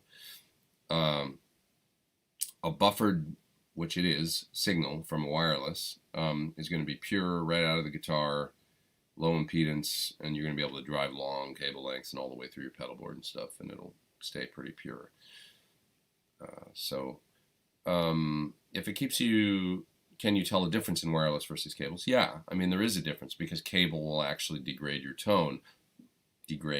I mean, it creates capacitance, and in you know, a certain length of cable will create a certain sound or capacitance, and it's different for different cables. I've done videos on this. And you might actually like the sound, you know, of a certain cable up to a length. And then you'll find you don't like it beyond that certain length. Sorry. Oh, illness. It's so much fun. Isn't it? He's blowing his nose. It's disgusting. It's disgusting. Use hand sanitizer. Oh. Do I look miserable? I feel a little miserable, but I'm enjoying speaking with you all. Let's see. After 88, the LA music tanked. Britney Fox, Pretty Boy Floyd. Yeah, I mean, that's kind of like when I got there. Britney Fox, Pretty Boy Floyd. I remember Pretty Boy Floyd, you know. Got your number off the bathroom wall. You know, it was all right for like 10 minutes, you know. They were okay. But yeah, it wasn't a hell of a lot of... We can't compare Pretty Boy Floyd with Soundgarden, you know. There's just no comparison. For God's sakes. Come on, people. Nowadays, you have to go to Europe to find rock. Frontiers music. Yeah, there's rock happening in America, too. A little bit, here and there. Inklings of rock. Okay. Wow, it's an active chat today. Really. Let's see. Have a good evening to all of you in this chat. Hope he responds to your comments. Thanks, Patrick. I'm trying, but I'm pretty far behind right now. So I'm going to take a few more. It's 1:33, so I'll go another. See, we've been here for an hour and 38. I'll go a full 2 hours. Yeah, another 20 minutes or something like that, and then I'm gonna cut out and get myself some lunch and maybe think about doing a little bit of work, and then I'm gonna get some rest. What's my favorite Pink Floyd song? Shine On You Crazy Diamond. I think. I love it. It's so good. Enjoyed seeing you play at Malvern, says Olivia. Thanks, Olivia. Appreciate that. Visit my friend Angus at Malvern Cellars, the best independent booze store in town in Malvern. He sells an amazing, awesome selection of beers and gins and ciders that are like, you know, small batch, like literally you go in there and out of a vat and into a bottle, and you know, it's made by some guy out in the countryside or whatever. It's an incredible place. He's a nice guy in his 70s named Angus, and he retired and kind of started this little Malvern Cellars store, and you can follow them on Instagram, Malvern Cellars on IG, I think is all it is. So, I really like his shop, and so when I go in there, I'll pick up a few things, and, you know, some unique booze, which is, you know, I feel like that sort of thing. The PT signature has more depth, fuller, and different overtones. Love the mahogany. Yeah. Okay. In here. I bought the original Suhr reactive load. What do you think of something like the IR200 as an IR loader? Great. I mean, IR loaders are pretty much, all created equal. It's like as long as they're, the load and IR of the length that you need, they don't really sound that different beyond the converters, but all converters are pretty great these days. They're all pretty high quality, 24-bit, 96K. I guess, the amount of latency that each, you might want to check that spec that the unit will impart on your tone, but they're all pretty fast these days and stuff. And yeah, the Boss is good, for sure. For sure. Absolutely. 55 likes with 500 online. Hit that like, says Paul Daskell. If you don't mind, please. Just go, I like this. That's all you got to do. Helps spread it far and wide across the worldwide interwebs. Are you using your quad cortex much?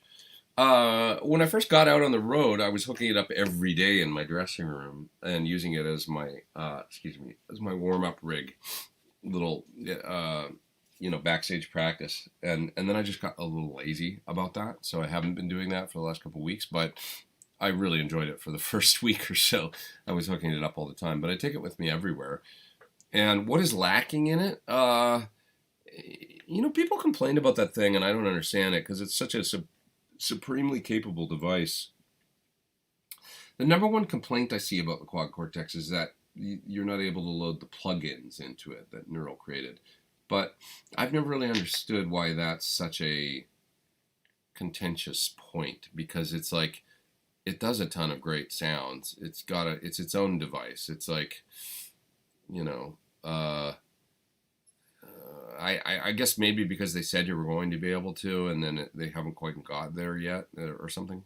I don't know. I'm not really sure. But, to that, I say, oh, wait, I need to plug in here because I'm not plugged in. And for those that, that are kind of, new to the stream here and weren't here at the beginning, when you're doing a double stop bend and you just want that little bit of extra,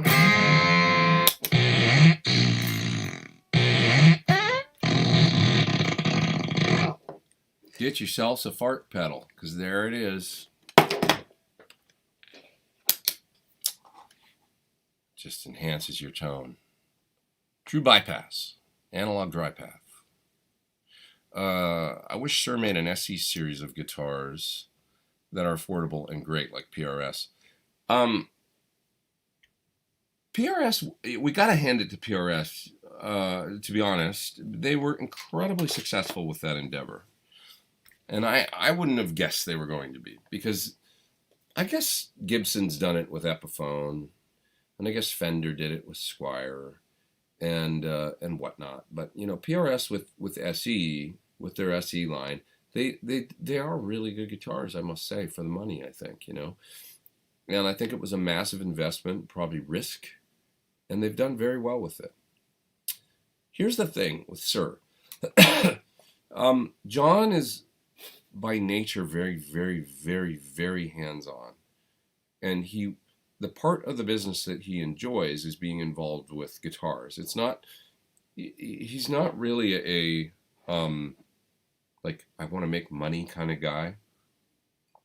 Of course, everybody needs money and likes making money and stuff like that to survive and everything, but that's not whatever drove him. It was like really the quality thing. I'm just being honest here. Like, he's talked to me about, like, why would I ever want to, like, in other words, if guitars were being made overseas, right, and being built, and he never saw them, so they're being built over there, and maybe he gets over there once in a while to a factory to inspect and see what's going on, and kind of that becomes a, whatever. But for the most part, the guitars are being built and then set up and shipped and sold, and he's like somewhat divorced from that process. He doesn't really have an interest in that, and he's like, why would I want to do that? He's like, the part I love is being like hands-on with it. And he, anybody that goes to Suhr or has ever been there or anything sees that he literally, there's all day long he's around the shop floor and stuff, and he's out there working on guitars himself on the floor. He likes that process, and you just can't make a guitar that's the price of an SC without doing it offshore. So that situation just doesn't kind of interest him. I don't want to speak for him, but I really think that's the case. That like setting that thing up, just he just doesn't the and we got to hand it to Paul or you know whoever you know I mean was responsible for they got whatever's going on going with PRSSE over, and it's been a great success for them, and they did really well with it. But that ain't everybody, you know. And there's been plenty of cases of building guitars overseas and they weren't as good, and then it kind of took the brand down. That didn't really happen with PRS. It was impressive that they were able to pull it off, you know. But John just, he'd rather, you know, work on other things, I think, and, you know, not be constantly growing the company to be like, what's the next thing we can do to make this a bigger guitar company? I don't, like, it's not really where that guy's head's at, I don't think, you know. It's always take it to the next level, I mean, sure, he wants to be successful, but he's like, he really kind of likes the hands-on, you know, like the whatever level they're at now. Sorry, you guys. God. Ugh, man. I have a coughing fit. I'll probably go. But I get these like 3 times a day, you know, post-nasal. I start coughing. That's just where I'm at in this process of this cold, flu, bronchitis, whatever the heck it is. What's your number one overdrive distortion? Right now, I would say it's the unobtainium from Crazy Tube Circuits, because it's got the Klon side and the Steel String Singer side that you kind of see me detail how I use in that pedal show video that just came out. And I really love that pedal. It's a dual-purpose pedal that is coming really handy, and I'm using it a lot lately. So, yeah. Yeah. Have you ever played one of Suhr's JMs? Just a little bit, kind of around the factory and stuff, but not that much, really. You mentioned on TPS you played a Gretsch Jet. Would be cool to see you play one of the '89 Sparkling Jets. They're totally not a Chris Cornell signature guitar. Would be cool to hear. Yeah, I like Gretsch's. To be honest, I'd love the Brian Setzer model. Just to have, because I really like that guitar. It's got all the cool stuff, the hot pickups and the pinned bridge, and you know, it's set up for sort of high volume, you know, rock stage kind of stuff, you know. So that seems to be the one that I would bond with the most and probably get the most use out of. Yeah, one of these days. Played a 2018 OG Pete Sig the other day. It was great. Any differences between 2018 and 2023 versions? No, they should be exactly the same. I mean, you might want to check the bridge on it to see if it's got the Wilkinson saddles or if it's the just 510 Goto, which the guitar had originally, and then we switched. We made a little running change. But you can always add the newer saddles if you want to get some to the previous bridge without having to change the whole bridge assembly. You can get just the saddles and put them on the Goto bridge. Welcome home. Did I miss the hey man, hey Caleb. Did I miss the EVH EBMM Ernie Ball Music Man story? A nice gentleman contacted me over there named Simon with this 93 Music Man Eddie Van Halen guitar that he'd bought brand new on Denmark Street when they first came out. And I'm going to make a whole video about the guitar, so I won't get like super into it because I want to detail it in the video and stuff. But it's a basically pristine example of that model of guitar with the plastic still on the back plates and, you know, in basically brand new mint condition. And he's had it, you know, with the original strings and stuff that he got, and 5150 strings and stuff in the case since then, you know, since 93. So the guitar is now in my possession, and it's a unique story, and so I'm going to explain it in a video. But yeah, Simon is just a lovely guy from England. Him and his wife contacted me. They actually found me going in the backstage door at Guildford Live, and just sort of a subdivision of London.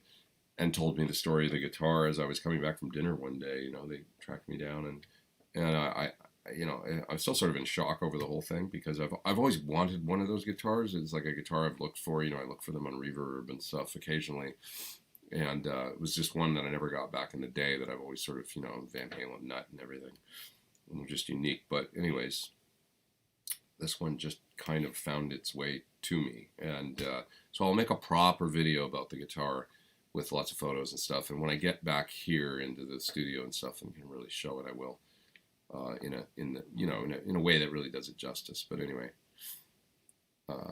it's an incredible guitar and a unique story, I think, and stuff. So yeah, and I know you have one as well. That looks like it's twin, Caleb, I think. So yeah.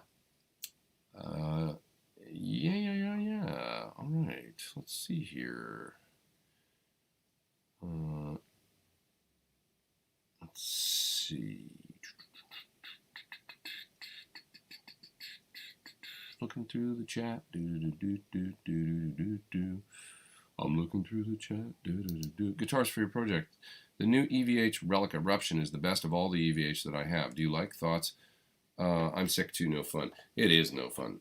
It's really great. I found it interesting. One of the most interesting things on the new version of the guitar, the black and white one, was the neck, which seems to be very, judging from what I know, accurate to the original neck. I thought maybe they were just going to use the same neck they had on the yellow and black and the red and white and black versions, sort of that Charvel profile, but they didn't. They actually, it feels more like the original neck is supposed to have felt, I think, which is to say it's quite wide and big.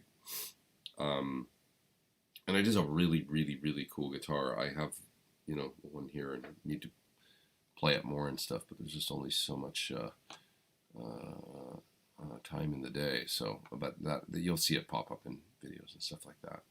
Have you ever seen the Motels play live in LA? Says Paul.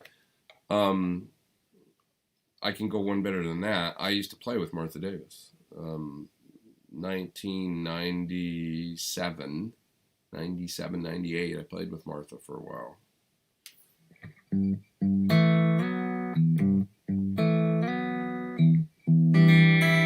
Right?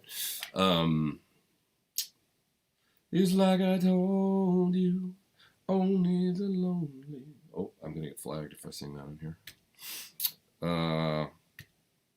Yeah. Played with her for quite a while. She was lovely, man. What a great lady. Such a pro, and Motels, of course, Only the Lonely, Suddenly Last Summer. They had some cool songs in the 80s. But yeah, I used to drive up to Ventura to rehearse with Martha. I remember it was really far. It was 80 miles each way. And I would drive up there and rehearse with her on Sundays. And then we would do gigs at like the Coach House in San Juan Capistrano. And we might have played the Viper Room once, I think. We played, just stuff around town and stuff. And she was so sweet and such a great singer, But I remember her taking me vintage store, thrift shopping, like in Ventura when I was up there one Thursday. She was just really cool. So she was, of course, the, singer, front person, songwriter from the Motels, So she was great, man. Yeah. Did it for about a year or so, something like that. Now, we did a session with Keith Scott Engineering too, of David Bowie, Aladdin Sane fame and stuff, in like '97 or something. 10 years before I was ever on YouTube. When I was a young man. Oh, I haven't thought about this band in a long time. Arthur says Little Caesar should have been much bigger. They were real rock and roll in the middle of grunge. Little Caesar, they were an LA band, I think, right? Like, I remember them from being around here. So, yeah. Simon says, you're a legend for hanging out while feeling shitty. I'm really enjoying it, to be honest. It's given me I love doing this show. So, it's not work for me.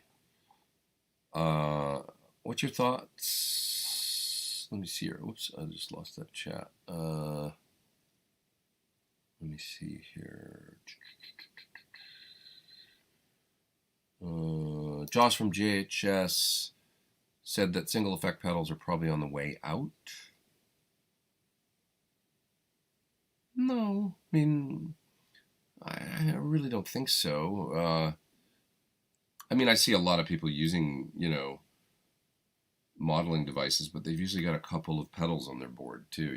I saw a guy playing like a solo gig in a coffee shop the other day with a nylon string. He had an HX Stomp and a couple other pedals on the board. I saw some guys on 3rd Street Promenade in Santa Monica the other day playing, and they all had a few pedals on their board, probably with some kind of modeler. So it seems like, people still,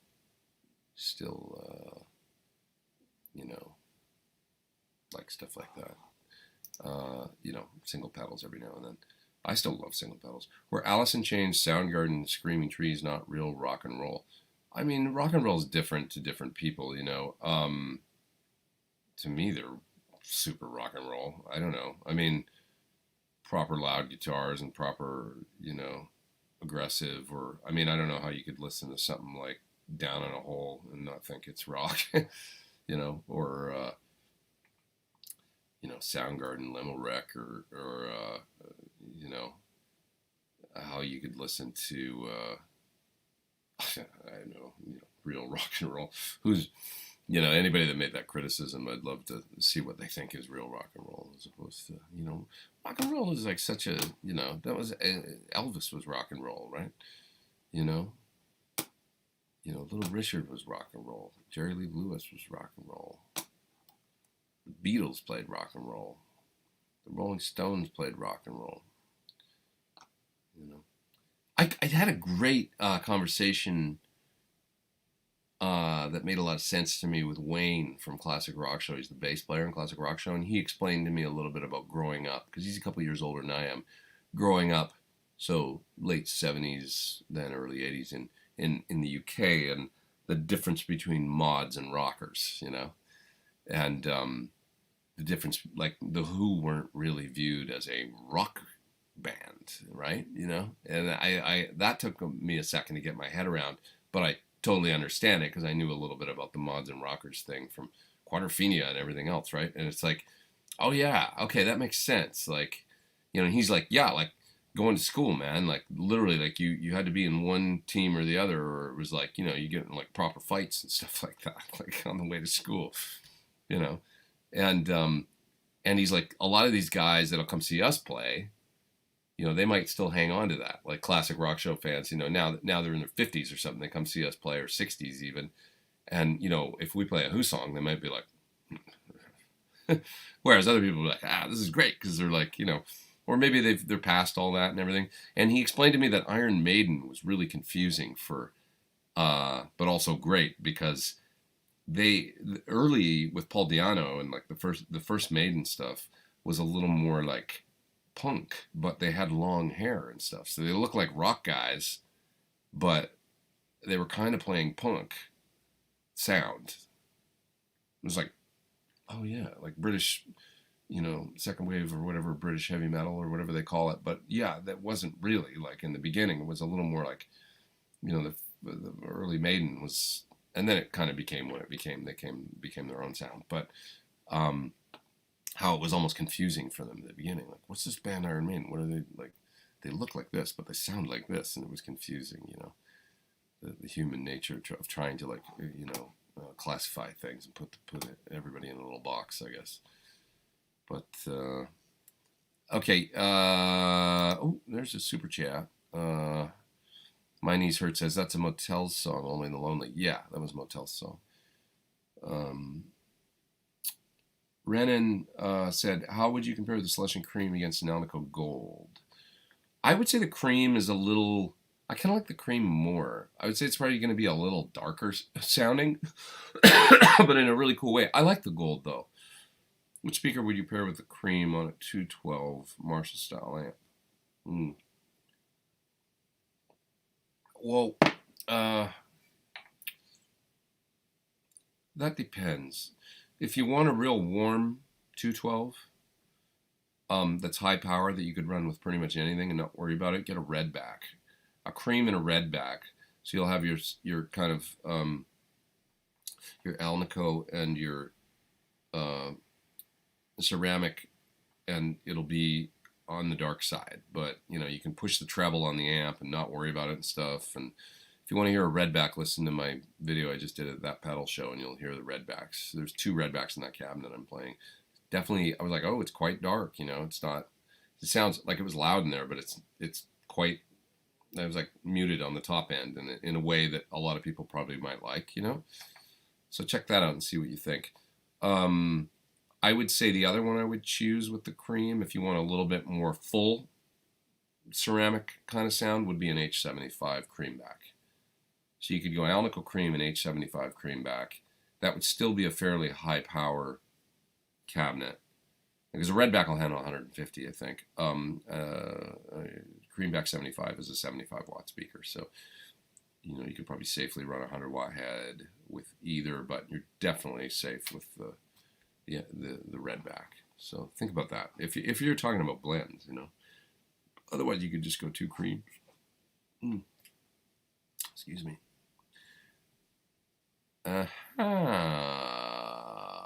Richard says he is somewhere in the Atlantic Ocean on my way to Dominion Republic. Cool, man. That's nice. Hit the beach down there and enjoy. Must have some fancy internet on the plane.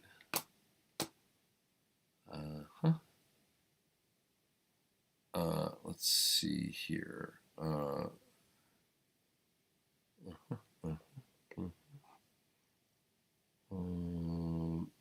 There's another super chat. Geez, you guys have been sweet to me this week with the super chats. I appreciate it. I'm going to grab that in a sec.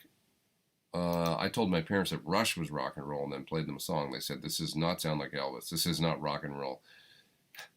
You know, when I think about my grandmother, she used to say, like, "That's not music," when I would play anything rock and roll. That's not music. Well, like, to her, it just wasn't music at all. So, you know, Rush is definitely rock and roll. Certainly early Rush. And then they became prog rock. They became their own thing, didn't they? Rock and roll is an attitude. That's true. That's true. Like Steve Earle was rock and roll, you know, when he came out, and he was wearing like Guns N' Roses t-shirts and unshaven and stuff, and the country of the day was super, you know, like a little cookie cutter too and stuff. And Steve Earle was cool, you know. He was a little rough around the edges and all that, and kind of wild. And that is rock and roll. You know, Steve Earle was more rock and roll than a lot of rock and roll, I think. Jumping in late, glad to see you here on the Road to Recovery videos this week. Hi, Peter. Thanks, dude. Appreciate the super chat. Okay. Well, I've got this new X Trident hooked up. I'm mainly supposed to make presets for that, so that's what that's hooked up for. I've got an amped one here. I should get some presets done for that. Or, sorry, not presets. Get a video made for that, I should say. The amped one. And show that. I've got so many things here, man. Something from Volta, as well as Josh Smith's new pedal. I need to speak to him about that. It's a fuzz and all kinds of stuff. I've also got something else, and I can't remember what it is. There's just all kinds of stuff here right now that I need to look at. But honestly, if I got 2 videos filmed this week, one for the amped 2, and what was the other one that I just said? Oh God, you guys, sorry, I'm a little slow just with my brain this week. If I got that done, maybe this Volta one, and or there was one other thing. I'm sorry, I'm distracted. Gonna try and get those done this week. Oh, but I've also got my video for the barbecue from Valbrook Effects, which is a I've been saying it's a mid-boost pedal, but it's not. It's more than that. It's really a buffer slash EQ slash boost pedal. So I'm editing a video for that right now, and you can even cut with it. So once I got into it and realized you could actually cut volume with it and then fine-tune the tone, I did some interesting things with this pedal, like cleaning up the neck pickup on my 335 and getting some alternate sounds and doing some different things. So I'll show all that in this video. So that's coming anyway. That's already filmed and recorded and everything, just being edited right now. So yeah.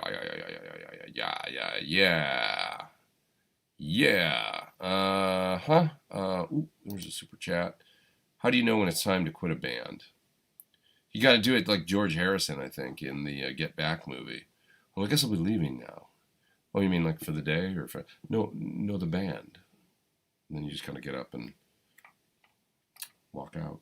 I don't know. I mean, good question, but when you're really not having any fun anymore, when there's a lack of respect, or when you just feel like you can't do it anymore. I don't know how else to describe it. If you just feel like why the reasons that I originally got into this are not there anymore. Um, I think that's when you right. It's a bit of an intangible, but yeah, yeah. You just know when you know it's like I can't do this anymore. It's like a relationship, like anything. When you're like when you hit I guess when you hit a rock bottom of some sort, and there's like a moment of clarity, you know. So it's like uh, Samuel Jackson in Pulp Fiction, you know. When the kid shoots at him and misses him, you know, and then he realizes, like, that's it, I'm done. This was divine intervention. I'm finished. I gotta get out. You know, I don't know. What do all your favorite vocal guitar melodies have in common? You know, a great melody just takes you to a place. It's like an intangible. Um, that makes you feel a certain way, and it generally sticks in your head pretty strong, and it does everything it's supposed to do. It takes you on a little journey, you know. Um, High and Dry by Radiohead's a great one that comes to mind. It's a 3-chord song, but the melody carries the song. You don't realize really that it's just a 3-chord song. The chorus feels like it's a great lift, and it's like, but it's all the melody. The 3 chords are still going, you know, and he just can't. Tom York's amazing at that stuff, but he came up with a beautiful melody that just weaves its way, and the song doesn't need to be any more complex than it is, and it's so gorgeous, you know. So that's a good simple example, I guess, you know. There's always a moment where it hangs or something and it doesn't resolve, and then maybe it resolves, you know. There's where it pulls you in. The tension release, you know, is a big part of melody to me. So yeah, you know, and that's a little bit of an intangible, you know, hanging on a 9 or on a 2, you know, and then finally going to the resolution, you know, that kind of thing.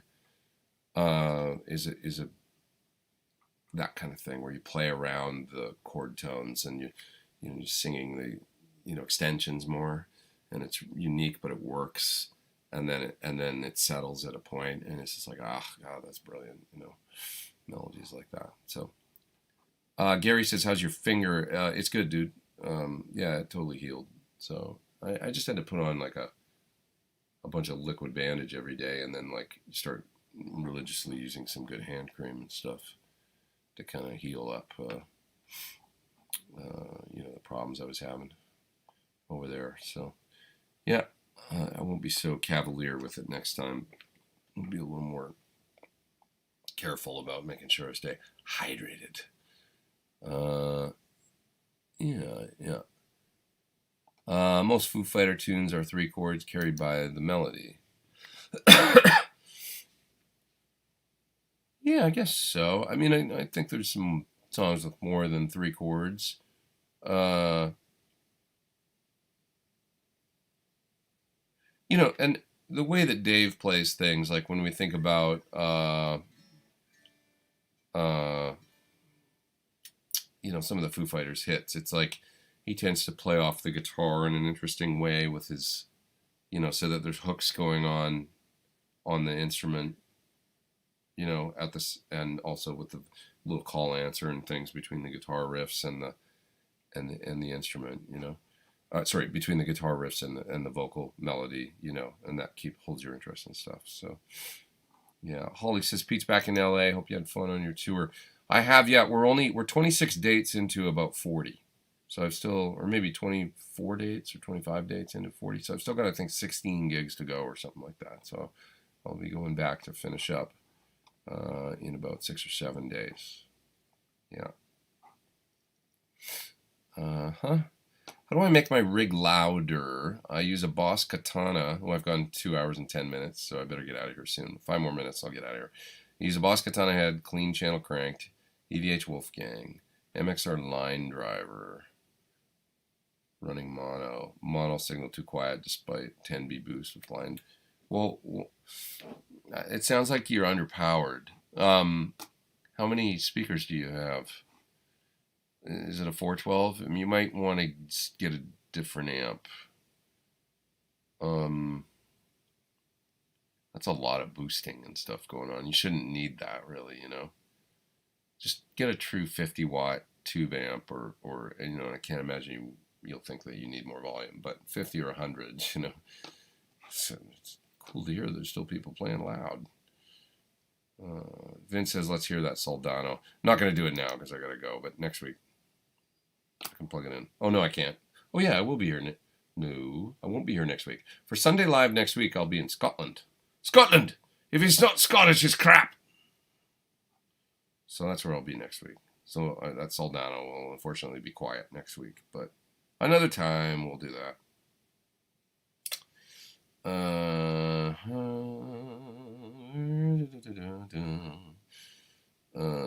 Let's see. Are you your own guitar tech? Well, around here I am. On tour, my faithful friend Roger helps me out on tour, and so I have that's what my current tour, classic rock show. He's my tech, but generally speaking, I have techs on tour. I'm too irresponsible and lazy to do all my own stuff, but yeah. I still do things. I mean, I'll take guitars and change strings and stuff like that. And I mean, I know how to do everything short of a fret dress. I don't want to do that. Okay. I think I'm at the bottom of the chat. I am. Riff Rebel says, on the single pedal on the way out, it was from a pedal maker's perspective. There is only so many new buyers for classic pedals. I think that JHS has done a wonderful thing with their YouTube and stuff and done really well. I think that they tend to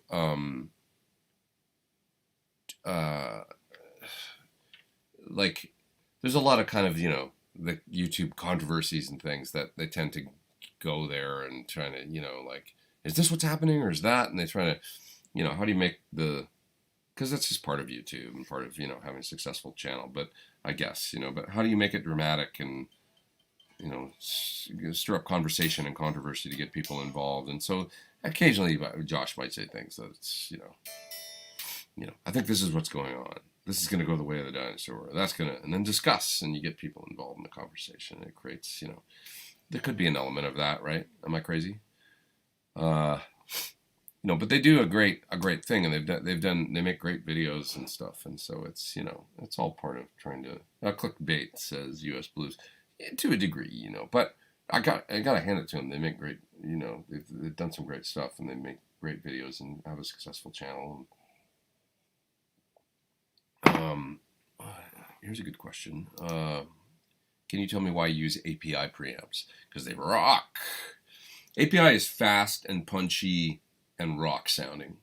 Neves are a little more woolly, fuzzy around the edges, but great. Just a big fat, great sound, you know. And I like Neve preamps too, but API is the fist, you know. And for rock guitar, I remember my friend John Fields, when I was talking about getting a preamp, he goes, "Don't F around, just get APIs." I was like, okay. So I bought an API, basically 2 312 style pre's, and that's what I've always used. You know, it's this one preamp. I've had it since 2006. Since I bought it, you know, that's what I've used. And then I got a BAE 21073 style pre's, great too. it's awesome. But when you directly A/B, yeah, it sounds like I've talked about it with Friedman, and he's like, yeah, I find Neves to be a little more woolly, a little fat, woolly, a little slower. Like, and I would agree with that, which is great for some stuff, Maybe if I was recording more like Zeppelin-y guitars or a little more like warmth, and if I want it warm and beautiful, I might veer towards the BAE. If I want it fast and punchy and to, with attack, and rock punch, like that's what API seems. Yeah, API, because they rock. Yeah, I'll agree with that. It's just cool, APIs are good and fast and punchy and they kick ass. Would you ever consider doing a reverb store? 100%. I need to do one, actually. It should happen. So, have a great week, says Todd. See you, dude. Take care. Thanks for being here. Can you recommend an audio input upgrade from a Scarlett? I would say go UA. I love UAs. So, I've got my Apollos. X8P is wonderful, or the Apollo Twin. Great stuff, really, really, really, really fun. I like it. And I'm also an Apogee fan. I think they make terrific stuff. So, yeah, got no qualms about recommending them. Never gotten along with Les Pauls, bought and sold many. How close sound-wise is your original SIG?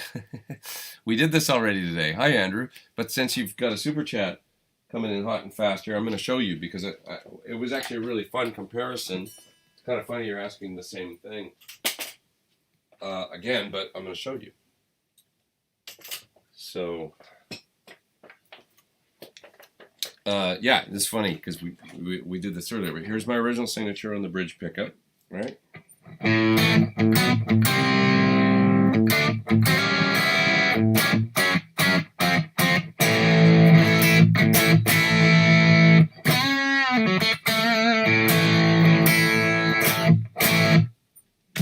now I'll play my urine.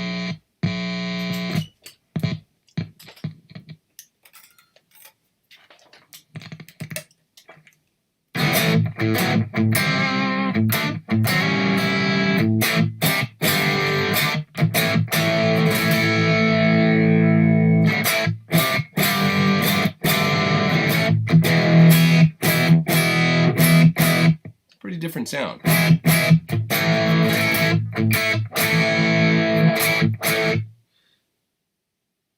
It's a little warmer, a little slower, less attack. Let's do the middle position.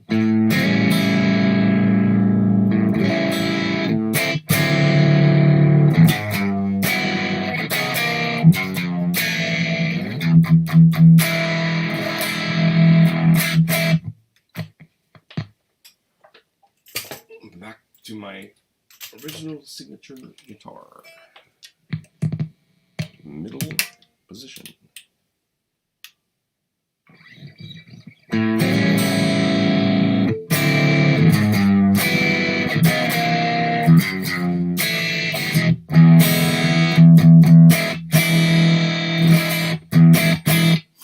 Pretty great. It's got a little more clarity, more note definition, similar output, but just the stringier thing, but yet with a lot of the good things about the Les Paul style guitar. I like them both, and they're both cool, but there you go. That's the difference. So Byron says neither one is better. And yeah, you'll always find that the 25.5 scale has a little more snap, a little more stringy, fendery. Yeah, it's just a different thing. Ferd says great hang. Hey, thanks you guys for being here, and I love you all. Guitars for your project. Do you think there's a noticeable difference between the UA API with the impedance matching and the real 512 versions? I would have to compare. I've never done that, test between, you're talking about the sort of virtual mic pre's versus the real deal. I would have to compare and listen. Haven't done it, but there's some great comparisons you can listen to online where, you know, top shelf engineers and stuff have gone and used the real thing and gone back and forth between the UA you know, modeled pre's and stuff and the real deal. You know, I know some guys personally. I mean, Greg Wells, he's a great producer, engineer, mixer, multi-instrumentalist. He's a brilliant guy. He's like, you know, I'm fine using the UA for stuff. He's like, I'm making great music with these. They sound fantastic. I'm not missing anything from my hardware. Well, just using these. That's a hell of an endorsement, you know, from guys like that. So, you know, personally, I would just probably, if there was one great investment you can make, get one of their interfaces, get a couple of those pre's and stuff, and try making some music with it and see how you do, you know. And if you're like, this sounds great, well, probably don't need to look any further, you know. Get off the gear train a little bit, you know, and just write records and stuff, and, you know, come up with cool music. All right, you guys, I'm gonna split. This was really, really, really fun. It's great to see y'all. It's fun to do one here. It feels really good. A little grounding to be back home for a second. And next week, like I say, I'll be in Scotland somewhere, and I'll do one. It's going to have to be, it's a show day, so it's going to have to be a later one, like I was doing, you know, while I was out on the road, where they, you know, I show up around 3:30 p.m., something like that, LA time. So after the gig, I'll do one and sign on for an hour or something like that and check in with you folks. And it'll be all good, and I'll be over there for, you know, a few more weeks and stuff, and then back here in this room. Okay, everybody, thank you so much. This was a really, really fun one, and I hope you all have a terrific week. Thanks for all your great questions, and stay safe, stay healthy out there. Somebody says get healthy. I'm working on it. We'll see you guys soon. Take care.